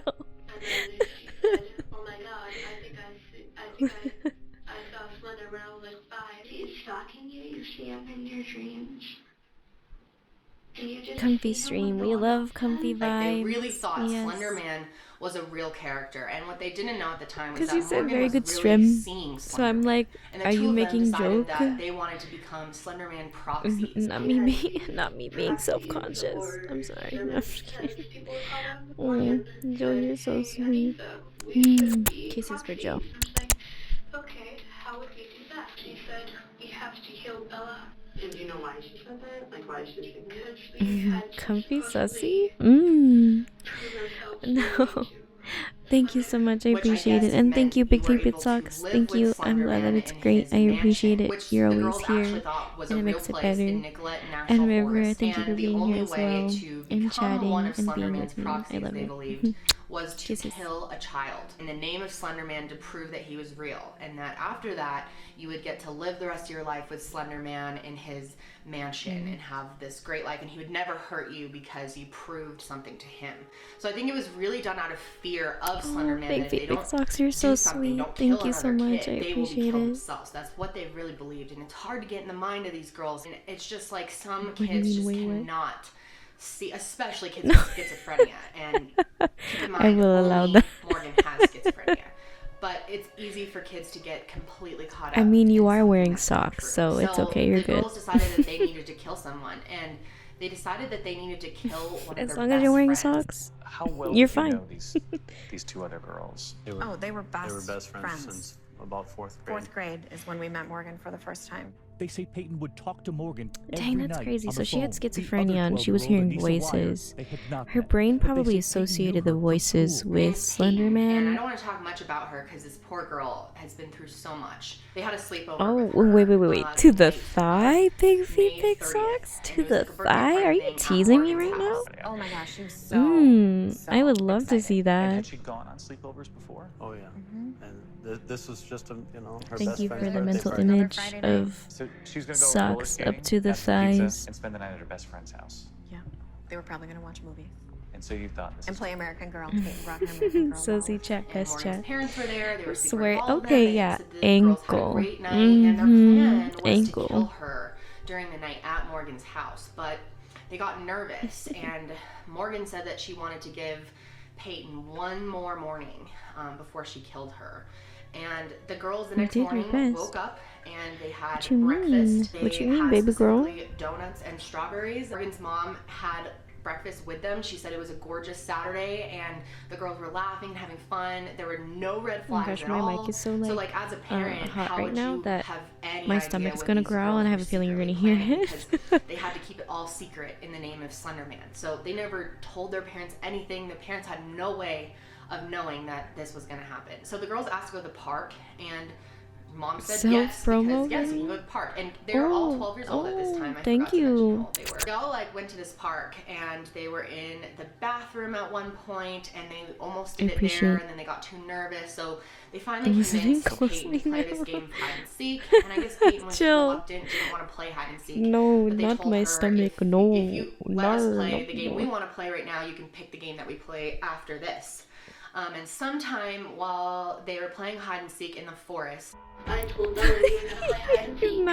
We're gonna hide one way, one place, I was gonna hide another, and then Morgan and I were gonna be like lionesses chasing down the zebra. after much argument about who was actually going to carry this out, The end night What Morgan the hands hell? me the knife and says, I can't do it, you know where all the soft spots are. And then I give it back to her and say, you What do it, the go ballistic.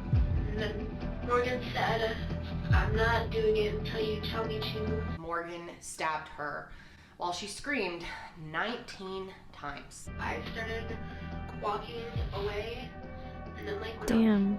I was 5 feet away, I said now. And Anissa says now, She said Morgan, now. and Anissa turns her back. Morgan got on top of Peyton's legs. Yeah. She sat on her legs. I had to break the serious moment, my bad. to Peyton and whispered in her ear, I'm so sorry. The whole time, I guess she was screaming and saying she couldn't see, and I hate you, and I trusted you, and they were saying, I'm so sorry, and I think neither of them had anything against Peyton. They didn't want to kill her. In fact, It's okay, they River, still it was talk about needed. her It to was this getting day as kinda if she's their sad. friend and they love her. They just were so scared of this Slenderman character that they thought this just had to be done. Please. Why are you adding all my embarrassing moments to my clips? What would happen if I didn't? I was really scared, knowing that Slender could easily kill my whole family in 3 seconds. When Morgan said to you that if we don't do this for Slender, our families and loved ones are going to be killed, do you honestly believe that?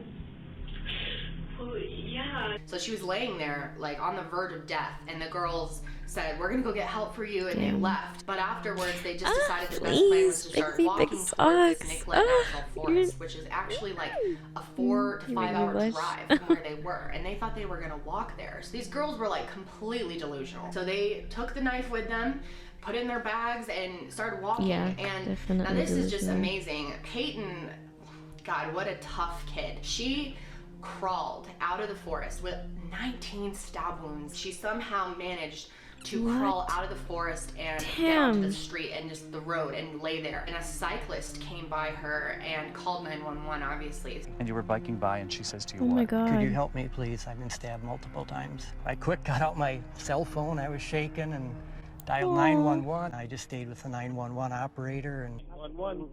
What's the address of your emergency? Waukesha County, Lindy. I'm transferring over a caller on Big Bend.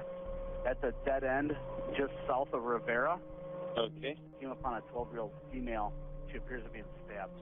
She appears to be what? stabbed. Stabbed? Correct. Okay. Sir, you still there? Yes. Hi, sir. So, are you with this 12-year-old female? Yeah, she says she's having trouble breathing. She said she was stabbed multiple times. Stabbed multiple times? Yeah. Okay, sir, are you with her right now? Yes. Is she awake? She's awake. Is she breathing? Yeah, she's breathing. She said she can take shallow breaths. She's alert. Okay, stay with her. We're sending the police department. I know Don't hang I'm up, getting okay? like shivers. Hold on just a minute. Don't hang up. Okay. Okay. Hold on just a minute, sir. We're sending officers. Okay. Is there any assailant around? I didn't even look. I don't see anybody. Stay right with her, sir. Is she on the ground or is she standing up? No, she's laying on the grass. Laying on the grass. Stay right with her. Just let me know if she is remaining conscious or not, okay? Okay. Is there any bleeding going on? Her clothing has got blood on it. Where are the wounds? Do you see where the wounds are?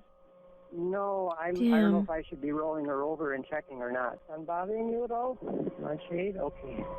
You're very And she didn't say who did this or how it happened? I don't know if she wants to be talking. I started to ask her, and then that's okay. If she's got to save her energy, I think. Okay. I offered her water because I had a water bottle on my bike. The other thing she said was she's having trouble breathing. The stab wounds were horrible. They were all over her arms, her abdomen, her legs, her chest. One was so close to her heart, it missed her heart by a millimeter. And when you looked at her, it was immediately apparent she'd been stabbed Oh multiple my times. God. Yeah, to her chest and abdomen and arm and leg. Doctors concerned she might not survive. 2 of the stab wounds hit Okay, major I'm so arteries, sorry. I was so distracted so because the chances of her sucks. surviving this were Thank so you for slim. breaking She my could barely tension. speak. She could pretty much Ayo, only answer tension? yes or no to questions But when they found her. oh, I'm gonna enjoy watching that later. Thank you. My friends did this to me and their names. They said, Peyton's been stabbed. Morgan stabbed Peyton. You need to come home. They need to rush Peyton into surgery. Walked into the trauma room that she was in, and she was pale as a ghost. That's awful. She was terrified. She was crying. She couldn't breathe. But she saw you there. She saw me, and she put her hand out, and I rushed over to her, and I put my arms around her, and I laid next to her, and I hugged her, and I said, "You're gonna be okay. It's gonna be fine." And all I hear is, there's 5 on her arm, there's 7 on her leg, and I'm thinking, what, 7? What? Nurse says, all right, I count 19, and then the second nurse said, I count 19 as well. 19? What? There's no way.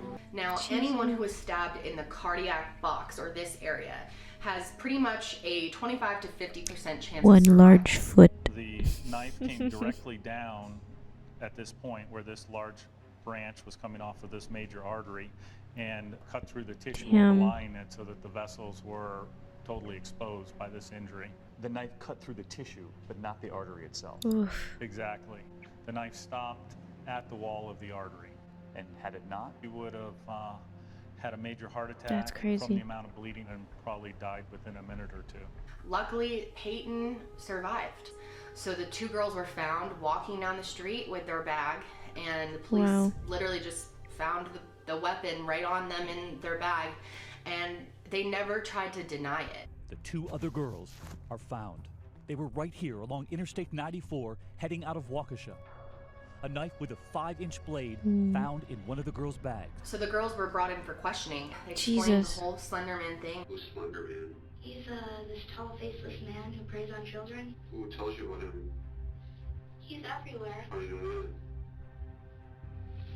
Because I've read so many things about him. Tell me about him. He watches you. How does he watch you? What those fingers do? No, I need to stop. I need to stop. I need to stop. Why did you decide to stand Peyton? It was necessary. And how they didn't want to do this to her, and they wished that it could have been pushed back and avoided completely, but they knew they had to do it. I wanted to give her at least one more warning. 5 inches can do a lot of I wanted damage. to see if I could put it off Yeah. forever, but it didn't seem to work out like that. They were even concerned. They even asked about their friend Come Peyton. find out. So Ayo. it's such a hard situation because these girls truly were just completely out of their minds at the time. Geyser's family left the courtroom in tears, refusing to speak. When we pressed Wyer's father about the crime, he offered this. Just shocked as well by everyone else. We have no comments at this time. Only that we have no comments at this time. Geyser's attorney did offer this apology to the victim's family. Morgan's parents are I'm very sad here about for what has Joe happened. They're in a row. horrified. and our condolences to everyone. Like I said, Peyton River is survived. After only 6 mine. days in the hospital, she was released. She actually started school back up in fall of 2014. Some people would say she's doing remarkably well, given what's happened to her. I would say that way beyond expectations. I'm astonished at the way that she's been able to recover. I see you, big feet, big happy to socks. show Here you the for the pictures. Her walk content. down the driveway to the car. Mom driving her back to school. So Morgan and Anicia were incarcerated for years, River. unable to see their families really. I think they had very minimal contact with their parents, barely got to see their siblings Joe, at that's all, you. or aunts You're and the uncles. kind They one. couldn't see them, and the judge in the case ruled that they would be tried as adults. We which love I never content. understand that. Like they're children. They're 12, Only the they're best juveniles. content on Ro Bunny's I channel, just of course. feel like all juveniles should be tried as juveniles, but they were tried as adults. Now, I'm Y'all are curious so to see what sweet. kind of I feedback can't. this is going to get. My Because chat is full in of my love. Derek I Rocky love video, it. which if you haven't seen it, it was about another kid who killed another kid. And he's still in prison to this day. He's lived his whole life in prison, and he was 13 when he committed the crime. And he was psychologically messed up, was abused as a kid, went through tons of shit, was probably schizophrenic. And in my video, I said that, you know, I think that after some time, you should be released, because this guy is spending his whole life in prison.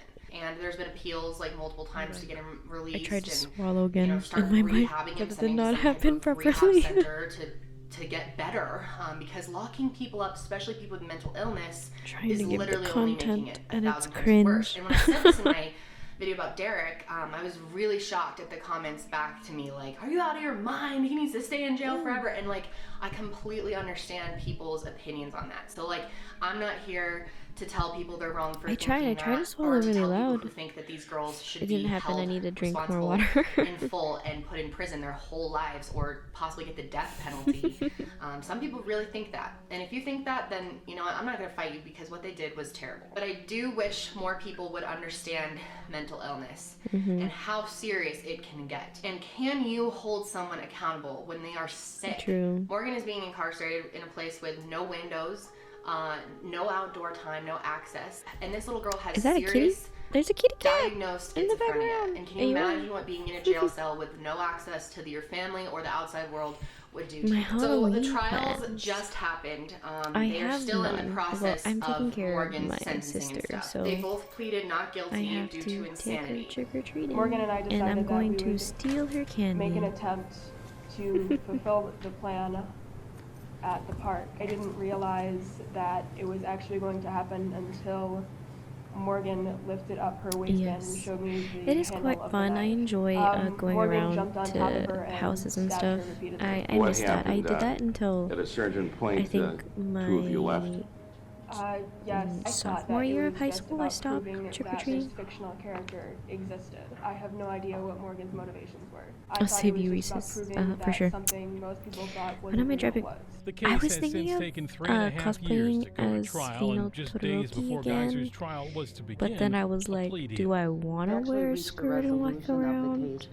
And I was like, no. Long suspected, Sweatpants? Yeah. prosecutors now acknowledge that Morgan Geyser's early onset schizophrenia was a major factor in the crime, agreeing a jury would have found her not River, guilty what at games trial. are you going to play? And that breaking news, 15-year-old Slenderman stabbing suspect Morgan Geyser will I avoid love a creepy trial. games. With a plea now I have almost finalized, Geyser is facing up Yes, to this is a 40 good years time. in a mental hospital. The deal does not I am contain going a to play minimum one sentence, game, meaning and that was she my could goal ask for to be tonight, released but I at got any distracted point. with Morgan has been receiving videos. institutional mental health care for the past 2 years, and she's made incredible strides. She's being properly medicated, and we're hopeful that when the doctors deem her appropriate, I think for after this discharge, one, that she will I'll be released I'll at play the whatever game point in time that because Ayer pleaded guilty it to is a a lesser demo, so it charge, should be but was also short. That's found why I said it mentally was going to ill be in a short jury trial stream, earlier this month. She faces at as least it 3 hits years almost in 2 a mental hours. institution. In my opinion, it's just so much better to rehab a person than to just lock them away and throw away the key. And that's what happens to so many people Yes. that could be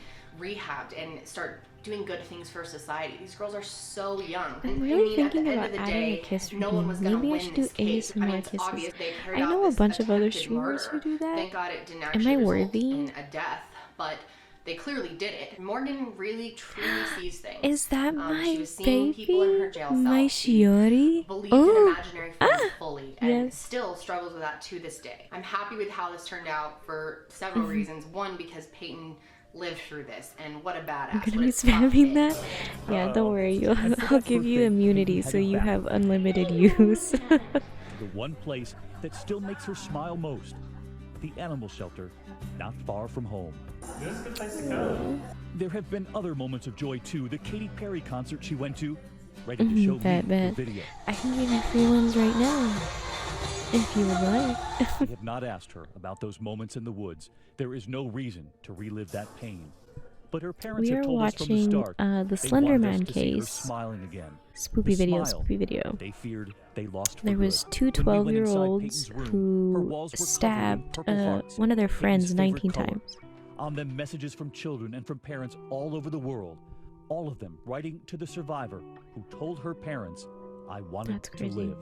I just think that's amazing. And secondly, I'm happy that a jury was able to understand that these girls are so young and so sick My and lips need may help get tired, to be but I'll locked never away stop for the rest of loving their you. lives. Things are not going to be easy for either of them. They have, all three of them have been through serious trauma. Yes, Joe. Thank you for being Morgan best mod. has Love you. serious schizophrenia that is going to be a lifelong battle for her and her parents. If anything, this is such a cautionary tale about parents. Like, if I have any parents out there watching, I'm sure I do. Please. You gotta make sure that you're watching your kid Big not feet, just big socks. kind of Always monitoring my how much sussy time they're on the moments. internet, But no, that was they're sweet. It's watching what okay. they're You can have doing. that And if one. they're I'll let you. looking into something like Slender Man over and over and over again, I think you gotta have a talk about Slender Man. Make sure they know that it's not real. Ask them more questions. You got the wiggle wiggles. And, you know, The big wiggle looking back, I'm wiggles. sure the parents wish they could have done things way differently. So this was a very serious video, clearly. But it's a scary story. I knew you guys wanted me to talk about Slender Man so bad for this Freak Week series, but I just didn't want to like spread the fake story of Slender Man anymore after what happened to Peyton. It's just felt wrong. So I hope you guys enjoyed learning about another. Okay, it's paused. Oh yes, now that Shiori is here, I can show my stream elements again. Breathless. I'll have to watch that later. I hope you know Big Feet Big Socks. I repeatedly watch these clips that you make because they're so funny and I love them. And I love you. Thank you.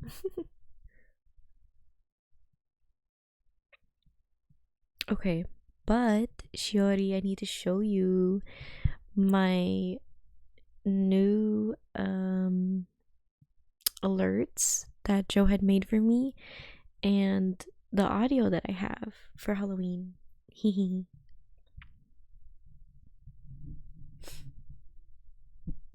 I need to hold back. I was gonna say something, but I need to chill. But I'm glad I could melt your heart. That's what I'm here for.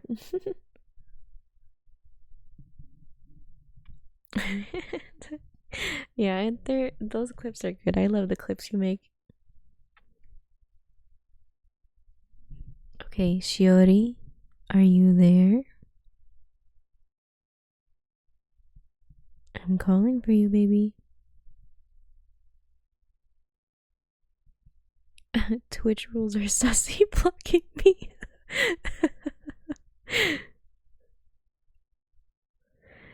Oh, I'm dead. Okay, let me show you. I'm so excited. Oh yeah, I am talking a bit low because it is kind of early. Hey River, thank you for the wounds, wiggles. Oh my god, I miss wounds too. I need to watch him this coming week.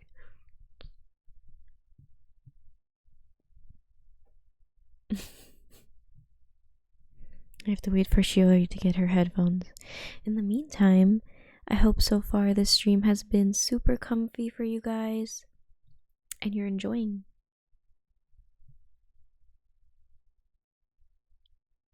You're done? Can you hear me loud and clear?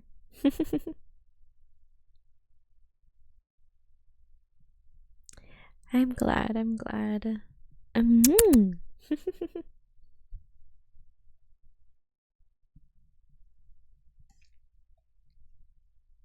My lips will never tire of kissing Chat. Chat deserves all the kisses. Okay. Okay, Shiori, I'm going to do it now. Okay, so this is my follower one.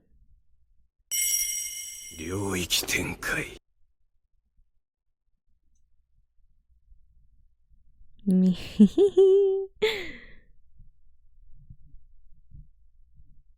Yes, yes, yes, yes. You say that now. Wait till I get requests. It's okay. I'll fulfill all the requests if it's from Big Pete Big Socks. But Shiori, did you see? Did you see? Did you see the emote? My yandere emote?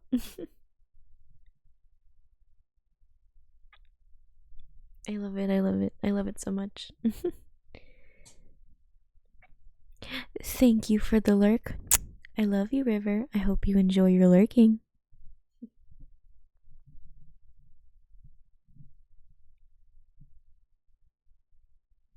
Yes, that is my OC's way of being obsessed to the point of eating your heart out.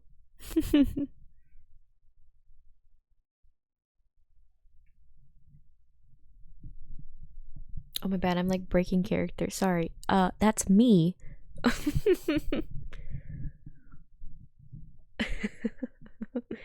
My bad. Not the immersion break.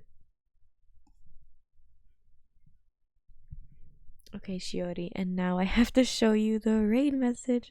Oh no, my immersion.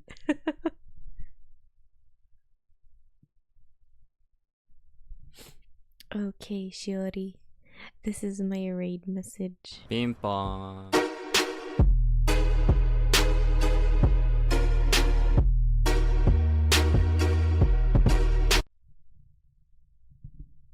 Yeah. Yes, I love it.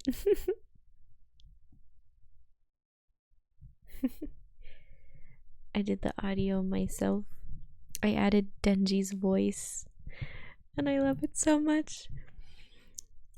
I actually had, I embedded him barking, but I couldn't find the perfect time to put it in, so I took it out. But originally, he barked. He goes woof, woof. Oh my god, now, okay, you know what? I said that I wasn't gonna show any more videos because I have to play my game. But before I put it, I have to put it. It's my favorite clip. It is my absolute favorite clip of him. Cause same, I would also bark. I am a simp. Fellow simps stick together. Real life.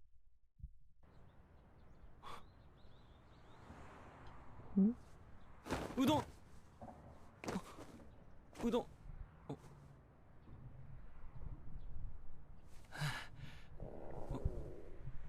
Udon. Look at baby boy. Such a cutie pie. 大丈夫？一人で食べれる？食べれる。食べれません。はい。あーん。あーん。 Please, he's just like me. おいしい？こんな伸びてるうどんをおいしいだなんて。君はけなげだね。He's so cute, please. 本当に犬みたい。あなたのお名前は Oh my god. Magima, that should be me. Magima, it should be me. 好きな男のタイプとかあります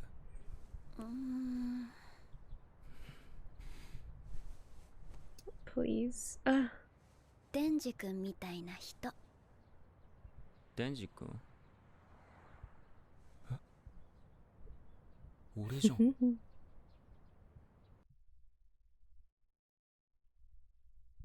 He's so cute. I love him.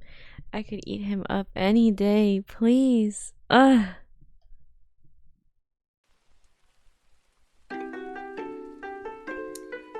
Joe, you need to watch. Oof, I did not my backup playlist.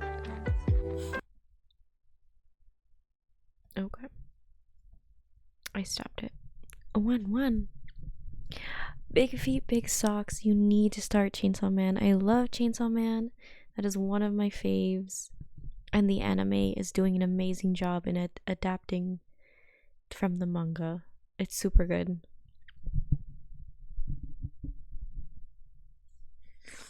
So, I'm not gonna lie to you guys. Even though I love my Halloween theme going on, I had an issue with figuring out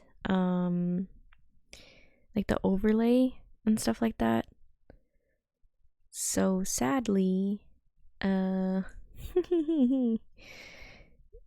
we have to go away from this cool little thing I had going on here. But alternatively, I do have a little surprise. Are you guys excited for the surprise? Hee. Yes, big feet, big socks. It may be on your list, but it needs to be at the top of your list, sir.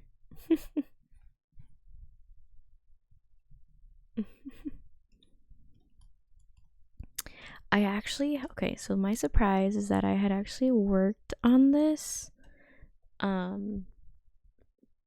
like 2 to like 3 hours before a stream, maybe, when I woke up from my nap. Oh, please. Baby big socks. You're so cute.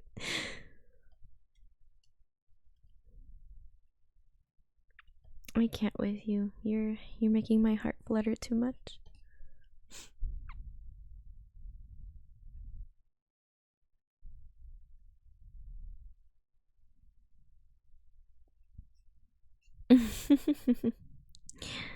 It's okay, we can agree to disagree.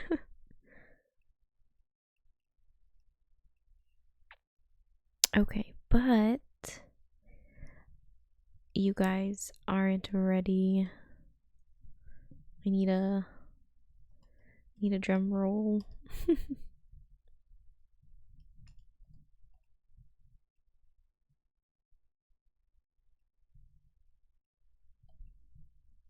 I love how I said you guys aren't ready and I'm the one who's not ready. Yeah.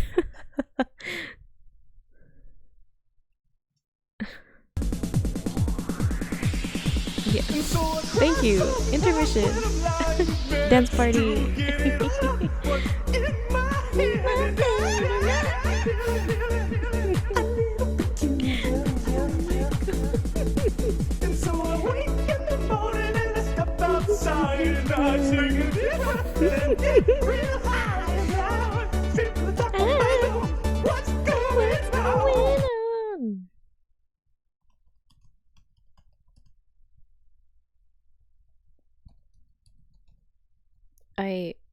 I need more distracted. I'm not done with distractions. I'm not done yet.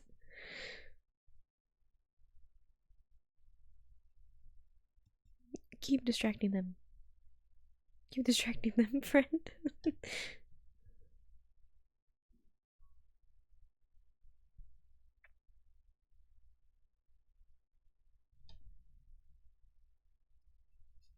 I can. Yes, you can. But oh shoot, I forgot. I put the minute. Yeah. It's okay. Chat, have fun.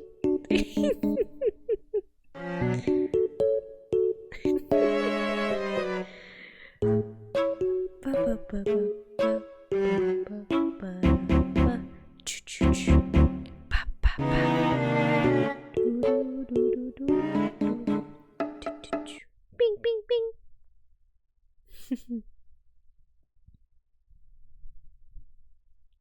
Okay, I think it's ready. I I think it's ready. Hopefully it's ready. But I have a new transition. I hope you guys like it. I have my spooky music on right now, but it will be back to the chill one later, but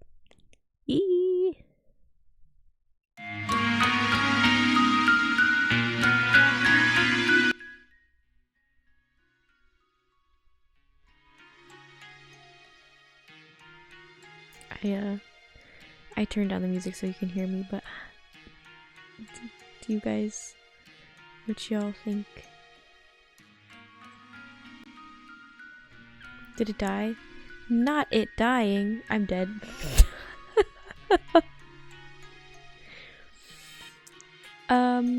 Hi. Welcome back to my scuff. There we go.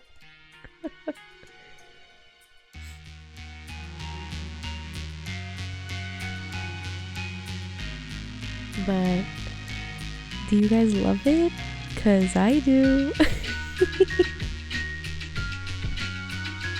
Oh my god, indeed, rip. I even put my logo. If you guys don't know, I do have a logo. I planned way ahead, and that is my little logo.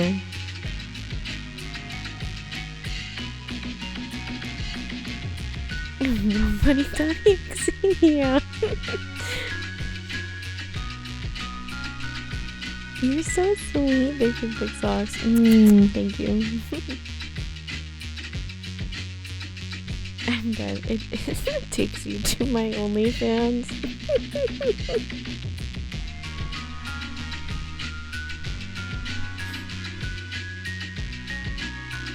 But yeah. Ew.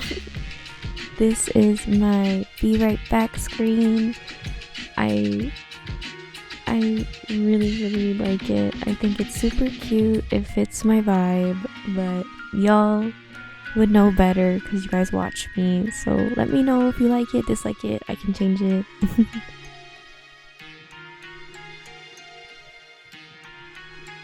And I mean, it could work surely. Of course. OnlyFans. What is that? Twitch? Don't worry, I don't have that. I wouldn't. I wouldn't put that in. I'm glad, Big Beat Big Socks. I'm glad that you love it.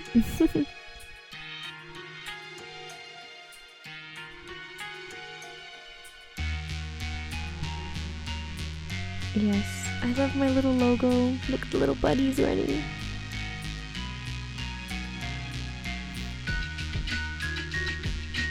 Why would I need that with an air conditioner? Please, not the dad jokes. Big Beat Big Socks.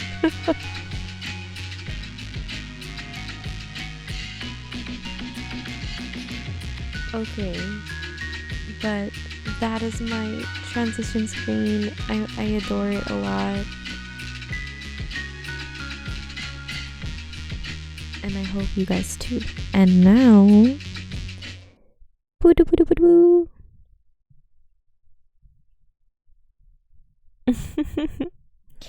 Hello. Welcome to my game screen.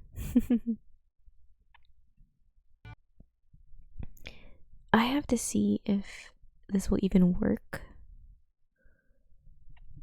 It's still Halloween stream. We're gonna play a spoopy game. Or a spoopy-ish game.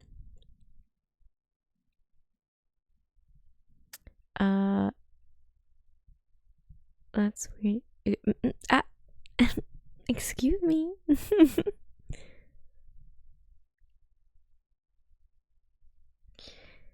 I love how I had the game up and I had it fixed, right? I did everything earlier.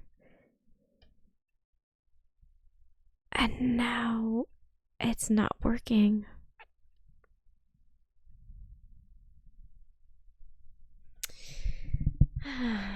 You guys love my streams. They never turn out right.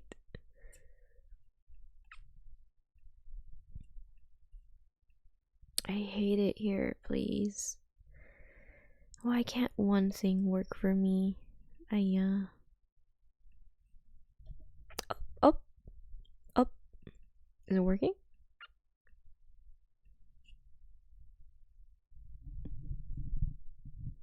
Good old Murphy's Law. It's always oh, you're gonna make me cry. You're so sweet. Okay, now gotta work on geez, this is loud.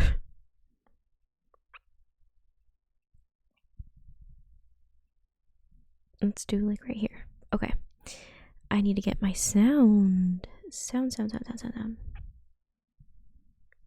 I love how you guys can watch me fill it in and out. I hate it here.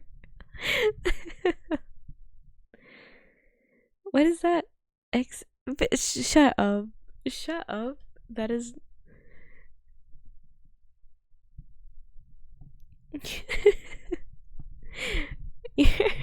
You're gonna make me scared. Not my history. You can't see that. No.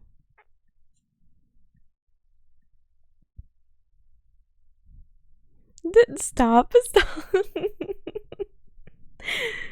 I mean, maybe.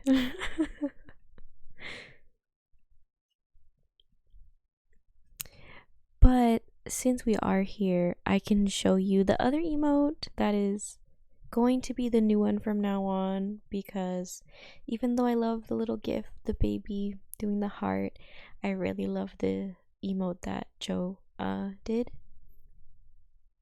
I wish I was showing them.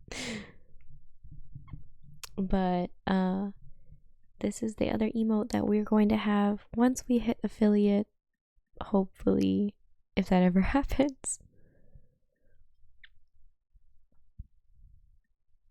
The hoes gonna love this. Yes, look at her.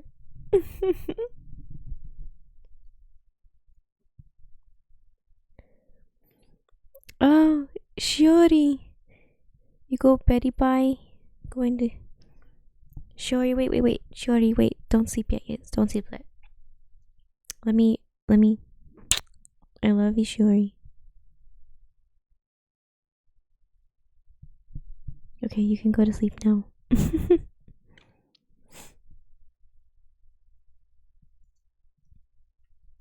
Yes, Shiori gets the biggest of kisses.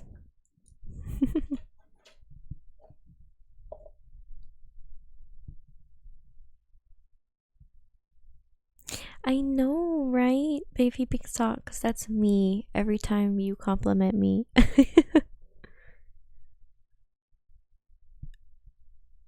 I love my simps. No, you're not a simp. Big socks, you're not a simp.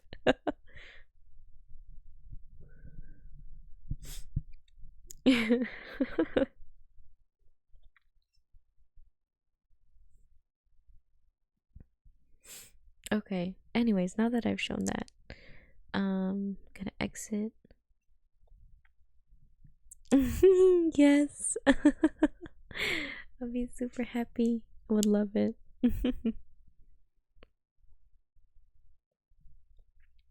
Okay.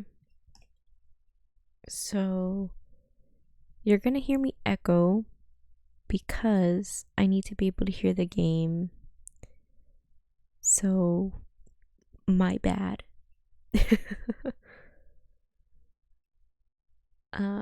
But please take the scuff for like 2 to 3 seconds. Like 2 to 3 seconds. Okay.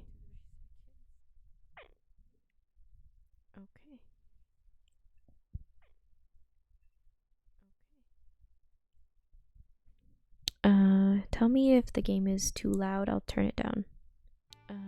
Tell me if the game is too loud, I'll turn it down.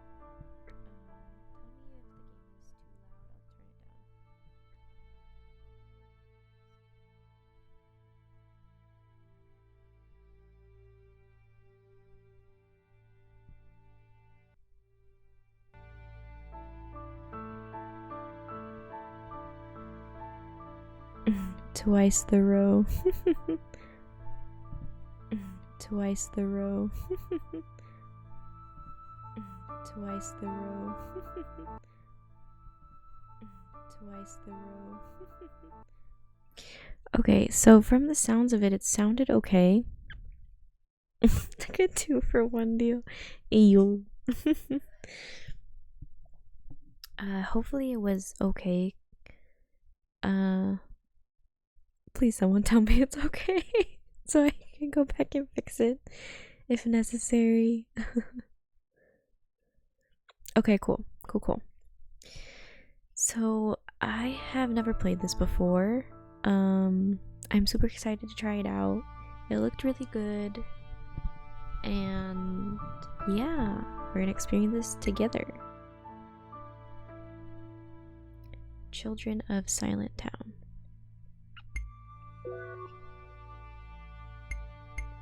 Wow, like my head, empty. Oh wait, I had to click on one. Oh, please. I wasn't wrong when I said my head was empty. Oh, you know what?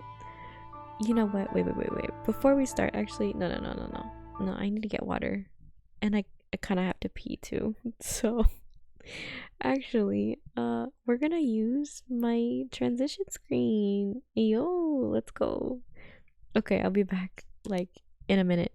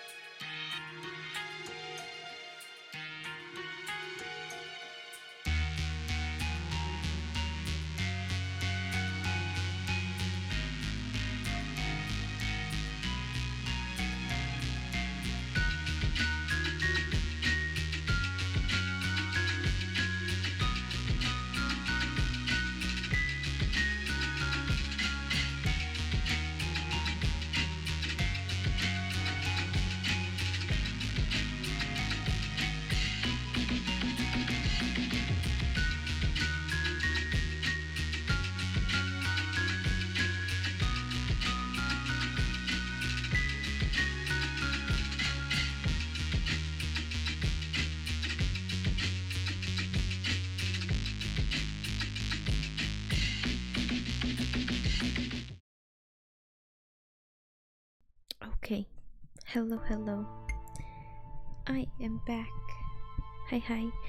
I hope you guys also got some water, some hydration. Let me let me do a big old swallow.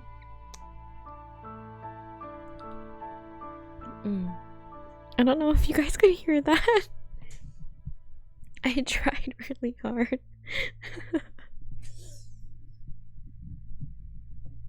Swallows for chat.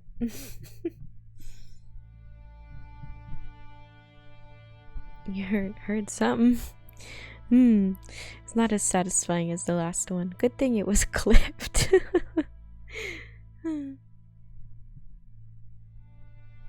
Okay. Joe, are you still here? Joe, baby? I have to check. I need my trusty mod. Okay. That's fine. I just want to make sure, because when I play this game, I'm really not gonna be able to see much, because unfortunately this game does take up my whole screen, so I can't have my chat to the side too much. So I'm gonna look to Discord, like, beep me if it's something urgent, por favor.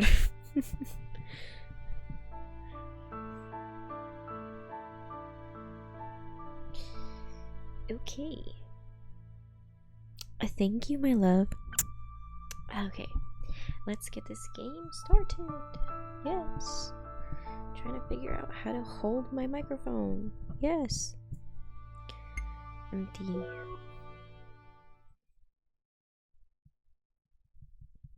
Oh, thank you, baby. I'm glad that you loved my stream. I love you too. Oh, I have to draw. Whoa, whoa, whoa. Whoa, whoa, whoa, whoa, whoa. Whoa, whoa, whoa, whoa, whoa. Whoa, whoa, whoa, whoa. Wait, my brain. Oh, I had to click the word draw.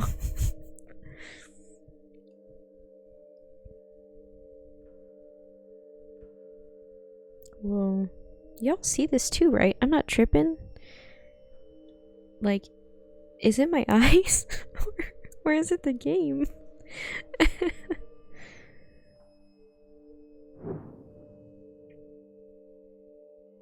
Lucy, Lucy, Lucy. Someone is calling me. What am I seeing? This is a horror game, so there's bound to be some spoopy things. Stand up. Oh my. Ayo, it's Slenderman. Is bad timing? Bad timing? No, that's so bad. The spoopy man in the corner. Get closer.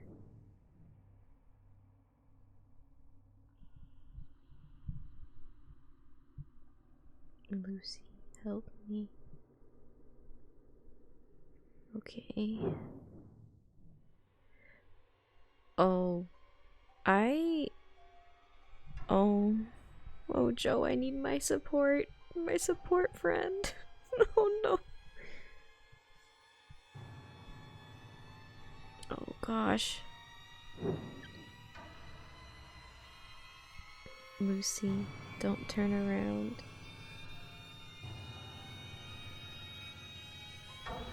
Oh gosh.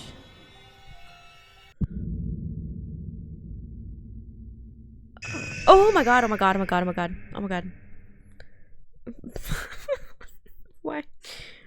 Why did I actually jump in my seat? Jesus Christ. No, no, no, no, no, no. That scared me.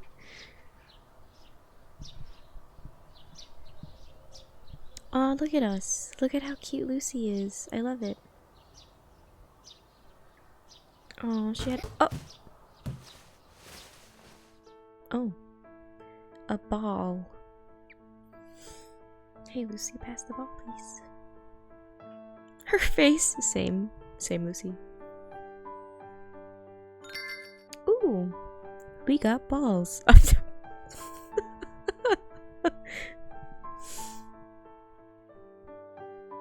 Oh, we got balls and I put it in my sack. I can't.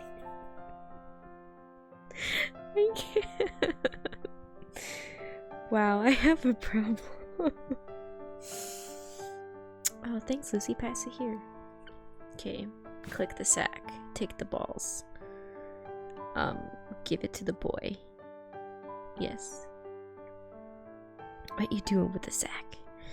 My sack's too big for this world. Big feet, big socks. Thank you. This time I threw it a bit too far. What were you doing? I had another nightmare. Oh, I see. I often have nightmares too. Really? How do you get rid of that feeling? Me? I don't know. Same. Head empty. When I'm scared of something, I hide so well that nobody can find me.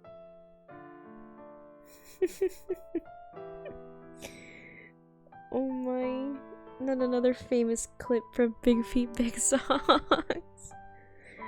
Thank you, thank you. That's why I'm so good at hide and seek.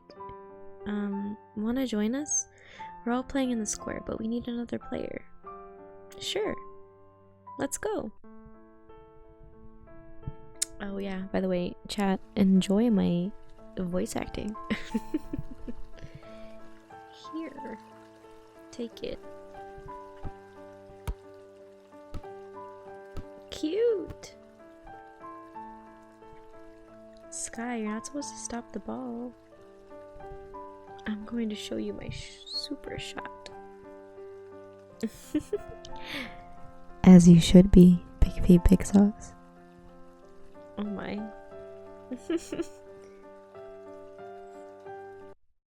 Oh yeah? Oh yeah? Didn't mean to unclick. Not again. Sky. Short. Show me what you got. What does mean? Here comes Sky's super shot. Oh! Oh no! Straight into the garden. Here we are again. Lucy, I've been waiting for you. I told you not to be too late. Come on, we have to make dinner. Wow. I didn't know my mom was in the game. What? Crazy. Say goodbye to your friends, dear. Hi, Mom. Yes, I'm coming. I have to go, guys. See you tomorrow. Bye, Lucy. See you. Ugh. Who's going to get the ball back? She expected me to do it? Lazy much? Remember, children, it's almost evening. Go back home soon. Yes. Sky fetched the ball. Who is this bitch? Excuse me.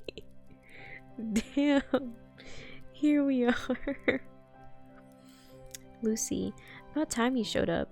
You had to be at home a while ago, am I right? ... Same, head empty. Why don't you help Mom, honey? Let's cook some tasty dinner and then we go to bed early. Don't make us come looking for you next time, okay? Go ahead, help Mom now. Oh. Ooh, we have a pet. Squinty. Squinty. Squinty? Squinty. Okay, now I lay down. Okay, Joe. Let me kiss you goodnight.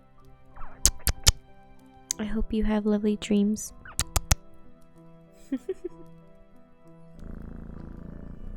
Stop that purring noise. Oh my god, that was like what is it? Serotonin? Yeah. Thank you, Joe. I appreciate you being here.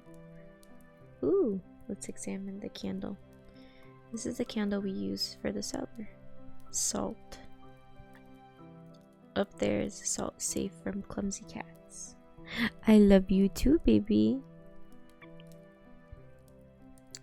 Pots and pans. I know, it was a super good purr. Oh my god, I wish I could do that. Shoot. That'd be awesome. A stool at home can be used in many ways, and if you flip it, it's a crown. Oh, that's cute. The fire is almost out. Okay. This is Squinty's bed. He's sleeping anywhere but here. Love that for him. What, Lucy? I just wanted to talk to you, Dad. Jeez. I'm sure you could with enough Oh! Oh! Big feet, big socks! Are you offering? I could use some good head pats. Always. The cupboard does what furniture usually does. It contains items. Thank you, Lucy. I'm insisting. Ooh, okay, baby, big socks. I see you. It's a locked music box. Mom says it's broken, but she keeps. If you ask Grandma what time it is, he always answers that this time yesterday.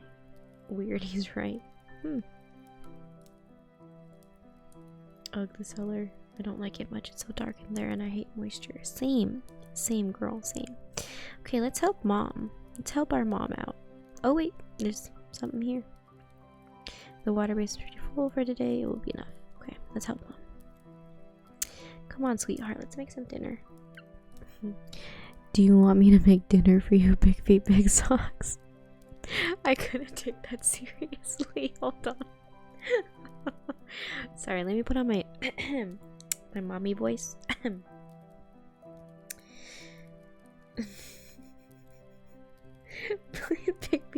Baby big sauce, you're so sussy tonight. What happened? Okay, for sure. I'll prepare you that dinner.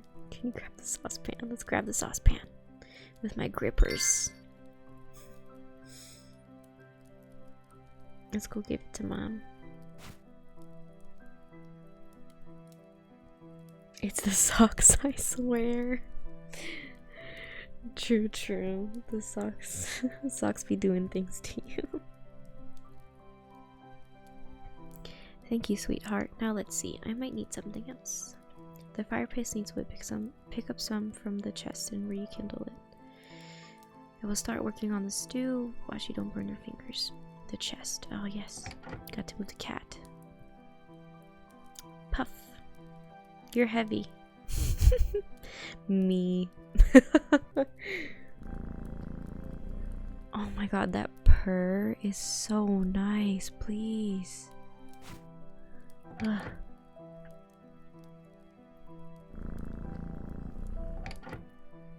Can I grab you? Move. I love your purr, but you need to move. Okay. Wouldn't be a puzzle game without figuring shit out. After dinner, remember plays theory. She's very good at it. How can we move this cat?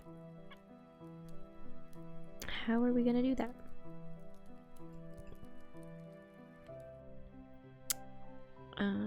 Oh, my diary is on the floor. Better keep it with me. Good stuff. You got Lucy's diary. Sick. You can use the diary here.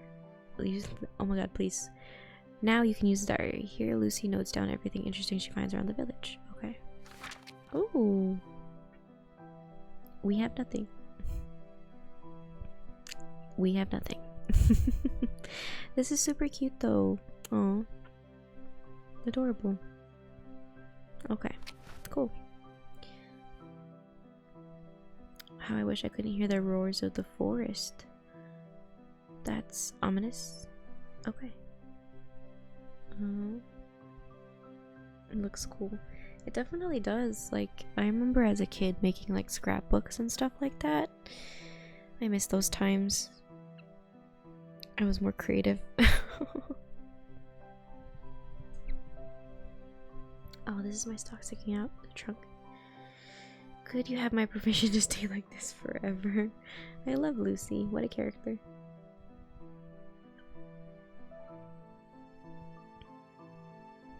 What a shock. It's full of socks. Yeah. I feel like when you get older, your creativity just dies. Okay. Obviously, it's the toy mouse on the floor, but I like exploring. It's been a while since I last used my ball. Sky is always bringing his. Is it still inflated? Oh.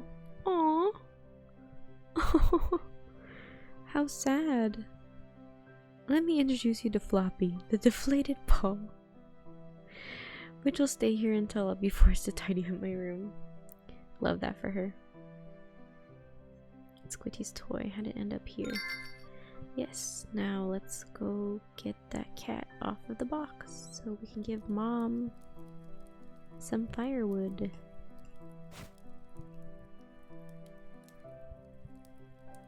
Hey Squinty, look here. Oh, so cute. Oh. Phew. Luckily, Mother's lyre didn't fall to the ground. Yes. It makes a really nice sound. Found a note. Did Lucy just sing for us?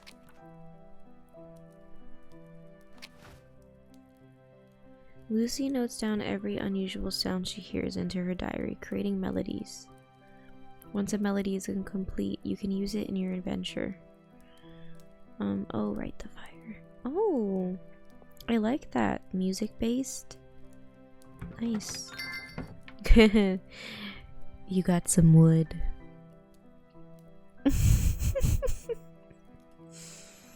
I reckon I need to... Yeah, let me go get you your wood. Here you go, Lucy. There we go. Let's go talk to Mama. Ew, more food for the collection, please. I need salami milk. Can you fetch for me? Lucy's in the cellar. Be careful with the stairs and use a candle. Need some light. Okay, let's go get the candle. Girl, let's get the candle. We got a candle. Here it is. I should light it up. Let's take it. Let's light it up. You got a lit candle. Yes, I do. Okay, now let's go in the cellar.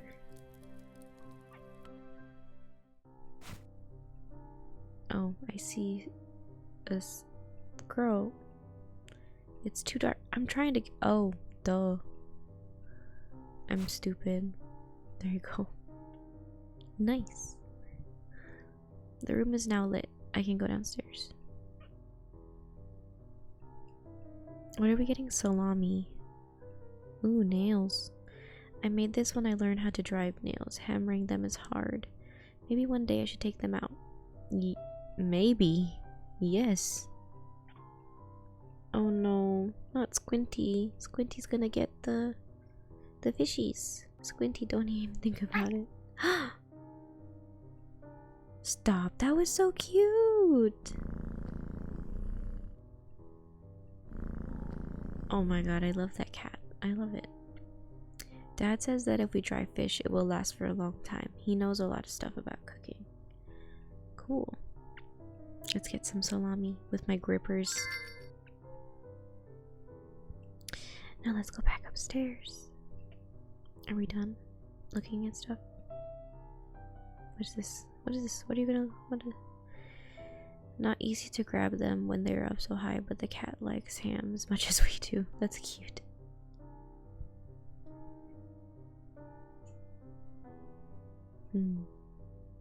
What's wrong, Lucy?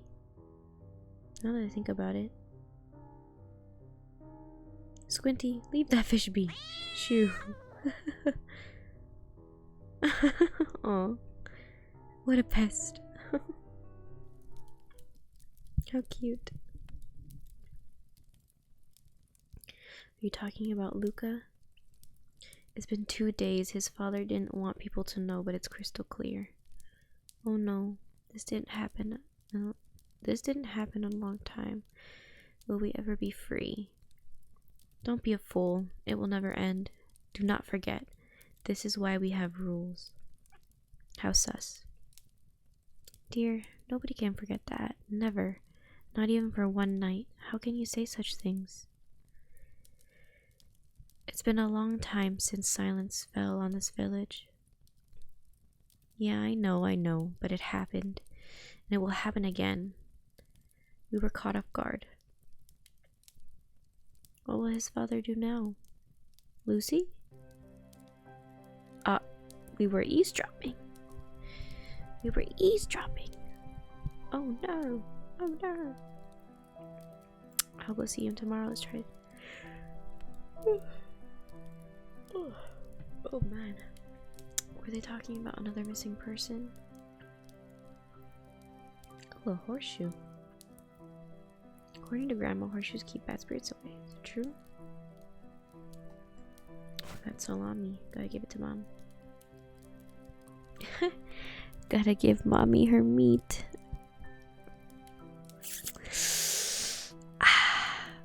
Oh, I hope y'all know I cringed really hard saying that. Oh. Oh, nice. It tastes so good in here. Oh, no. What's left now? Yes, some salt. It's on the shelf, Lucy. It's on the shelf, Lucy. Can you please grab it? Then you can go and play. Ayo, what tastes nice? You're welcome, Mommy. I need your help, stool. I got a stool. I got a stool. Oh no.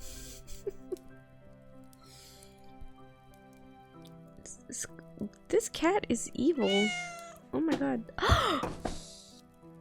Did y'all see that? Did y'all see what the cat just did? What? Who? Wow. Wow. That's evil. Forgive me, it was too high for you. Don't worry about dinner, I can do that. As for you, little pest, get out. Yeah, kick him out. Kick. He went through the walls? Please. Sure, we're gonna go outside and play. Where are you going, Lucy? The sun is setting, you should stay home. But I'd stay in the backyard while it's still light outside. I swear I won't go far. Okay, deal. When dinner's ready, I'll call you and you come here immediately. Sounds good? Alright, just don't go too far. The village is not safe after dusk. What happens after dusk? Molly. It's just a few minutes, and it's just in front of the house. Sometimes you are too soft. Aw, our mommy is soft. Stupid cat. He made me fall. Now I'm going to have a bump on my head.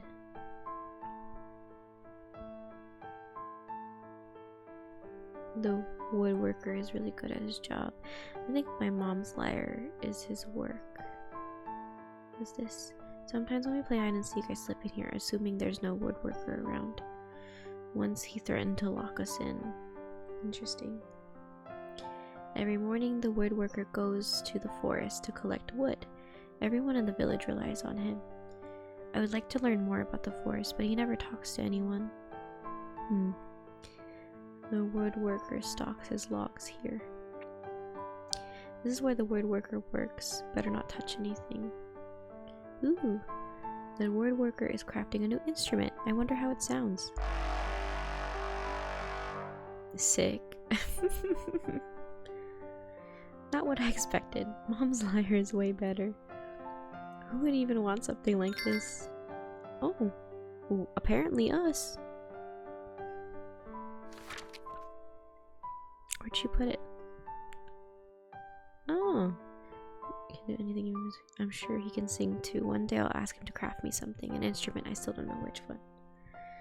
Wonder if anyone noticed. Yeah, for real. The woodworker always leaves his tool around and then gets angry if you touch anything. Ma. Well, it would still be too heavy for me. Love that for her. Ah! A speeder. Sorry, Mr. Spider. Squinty, did you make a new friend? Oh. Kitty kitty, what happened to your fur? You are all covered in salt. His name's Squinty. He made me fall while I was carrying the salt. He's a real pest, always looking for trouble. Oh, but of course, cats can be mischievous, but also very clever. Did you mistreat him? Maybe he does not like you anymore. No, that's not the case. I can see that you're a good girl. No, that's not how grandma sounds. Not like these cowards whispering all the time. Bah. Believe me, child. They're all crazy around here. Big feet, big socks, please. You know I like being called that. Don't test me. I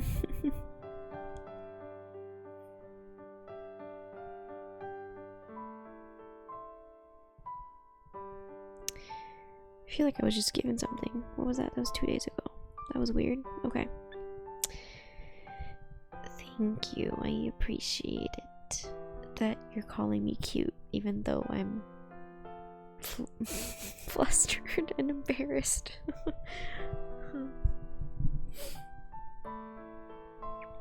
I am a crazy old lady. You can trust me. Right, Furball? You can trust this crazy lady. Wait. Here, take this. You got a pendant. It looks like... Damn! Thank you, Big Socks. Lucy, you'll have to be very brave, understand? What do you mean? Where did the name Roe Bunny come from? That's a very loaded question, friend. Well, I mean, originally it's supposed to be just Bunny, right? But this was like, I guess, my personal Twitch account until I decided to start being a streamer. So I'm thinking about changing it, but because my friends all address me as Ro, and they address me as Denji, what else? Or just Bun or Bunny.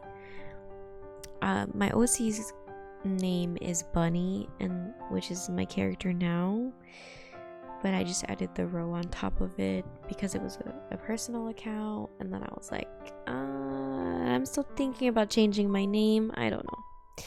I'll figure it out.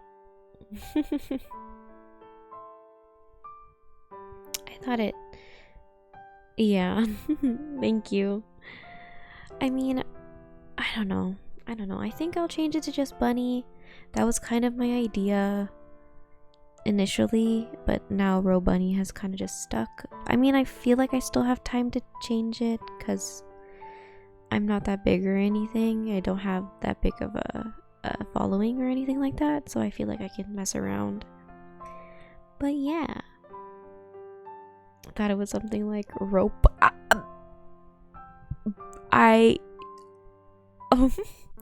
You have a big brain. I mean, it can be that. We'll just say it's that. we'll just say it's that. I'm pretty sure everyone would love that. I'm gonna remember this like a year from now and be like, yeah, that's what my name is based off of, Rope Bunny. What do you mean? It was never anything else. I changed my name right now. Okay. let's continue with the game. Perhaps she's really a tad crazy. It's a cute name regardless. Thank you, I appreciate it. That makes me really happy. Bunny is happy.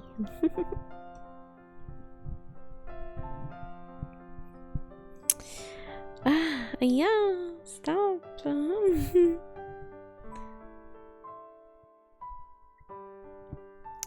The stuff has been here since they tried to make a flower bed. I think they never finished it. I can tell it's the scrap track. Okay. It seems that this handle might fall at any moment. Ah, whoops. It really came off, girl. Girl, for what? Why? We got a clapper. Ayo, a clapper? The handle won't work anymore. Yes, thank you for pointing out the obvious. Hey, free handle. Oh, that's so funny.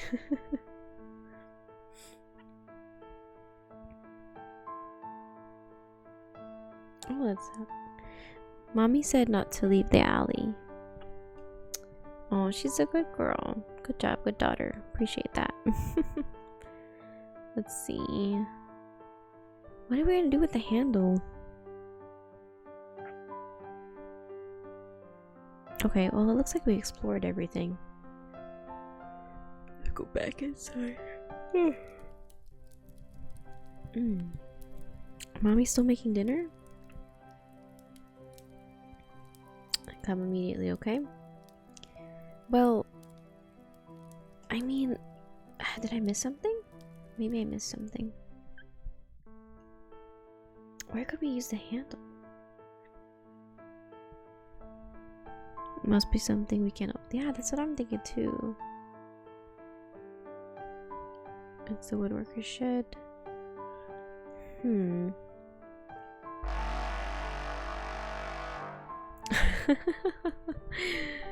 Now we can just play it all the time. Oh, it's funny.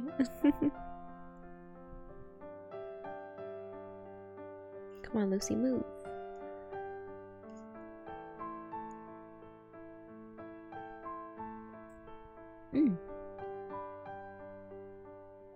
A bell.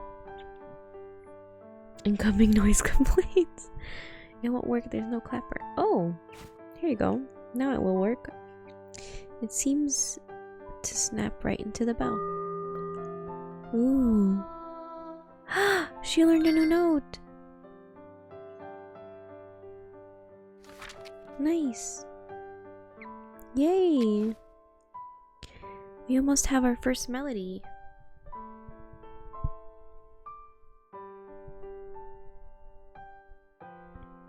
Lucy, dinner's ready. Come home. Big feet, big socks. Dinner's ready. Come home. Coming.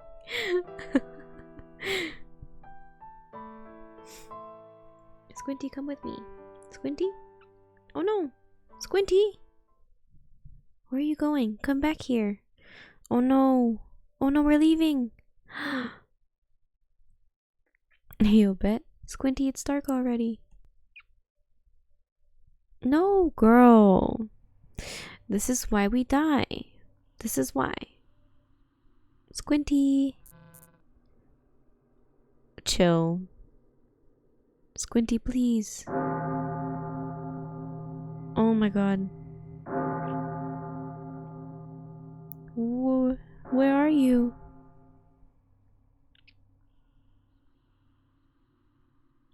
Oh, Lucy. Oh no.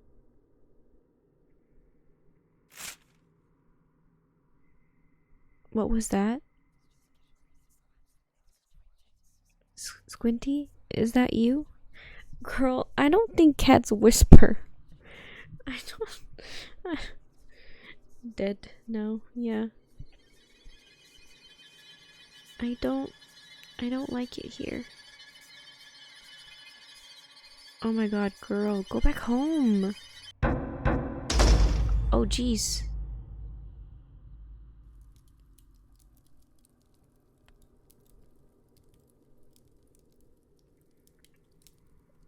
There's something out there.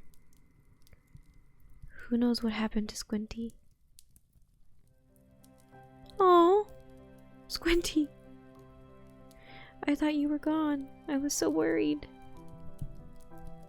And you've been here the whole time. Bad, bad cat. Stop running away. Oh. Okay, forgive him. Cause he meowed. It's cute. Lucy, dinner's ready. We're just waiting for you. I'm coming. Cute. Lucy, yes?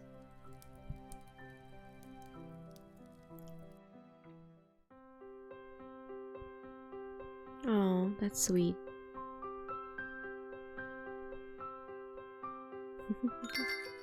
Oh, nice. Oh, that's sweet. Well done, Lucy. That was very good. I will stop here for today. No, please, let's continue a bit more. But Lucy, it's late already. Weren't you the one who didn't want to study singing? No, I like it now. Oh, really? And what changed? I thought it would be boring, but I like singing with you. Alright, then let's sing a bit more. Yes. Oh, that's super sweet. I really like that. Oh. Adorable.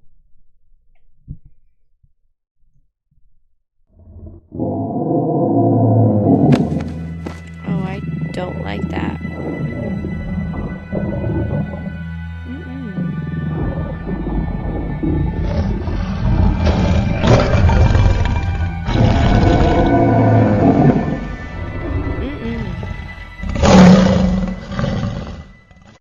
No.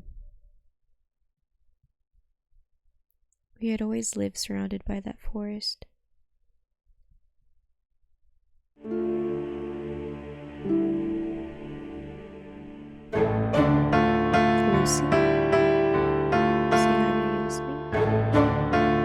Oh, okay. Yeah, I forgot. This is a demo, y'all. I have to buy the actual game when it comes out, because this is actually super cool. I think we could definitely make a little series out of it, for sure. This is definitely cool.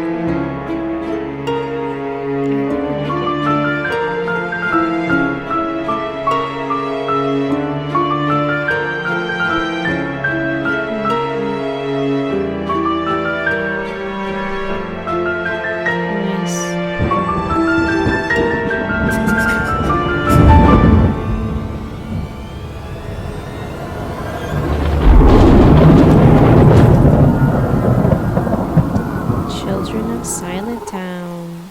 Nice. Yes, definitely have to get it. It seems like it's gonna be a really good game.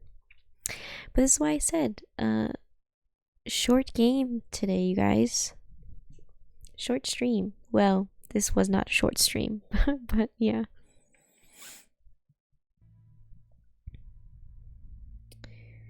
Thank you guys for joining me on this game. I really appreciate it. Let's head back to our spoopy Halloween screen. This game was super fun. I really enjoyed it. Yeah. I'm glad. I'm so happy that you came in and hung out for the entire time. You have no idea how much that means to me. I really appreciate it. Hell yeah. Spoopy Halloween, yes. But yeah, that game was super fun. Definitely gonna have to buy it. Yes. I'm glad. Let's see. Thank you to _who_ for following. I really appreciate it. Thank you to my mod Joe for being here, making that new emote for us. Thank you, Shiori, for coming in. Thank you, River, for coming in and talking for a bit. Really appreciate it. And Big Feet, Big Socks, thank you for being here the whole time. I appreciate you. You get big kisses. Mm-hmm. Thank you. Okay. I think it is time for me to end stream, sadly, but I'll make myself bigger. Just for today. I'm glad it's been tons of fun. I think this is my first stream without like having a collab or having another person. So this is a really nice experience. I'm glad I got to do this tonight. Yes, you get to see more of me. Oh, I need to hydrate. Ah.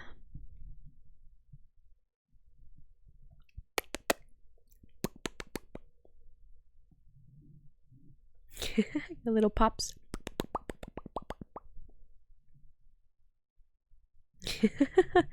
Maybe I should have a popping redeem too. Sorry, I'm getting distracted. Anywho, thank you for being here. Thank you for all the views, you guys. I really appreciate it. Thank you for hanging around, even if you were just lurking. It's been a super nice night, and I bid you all adieu. Yes. Big smooches. Good night.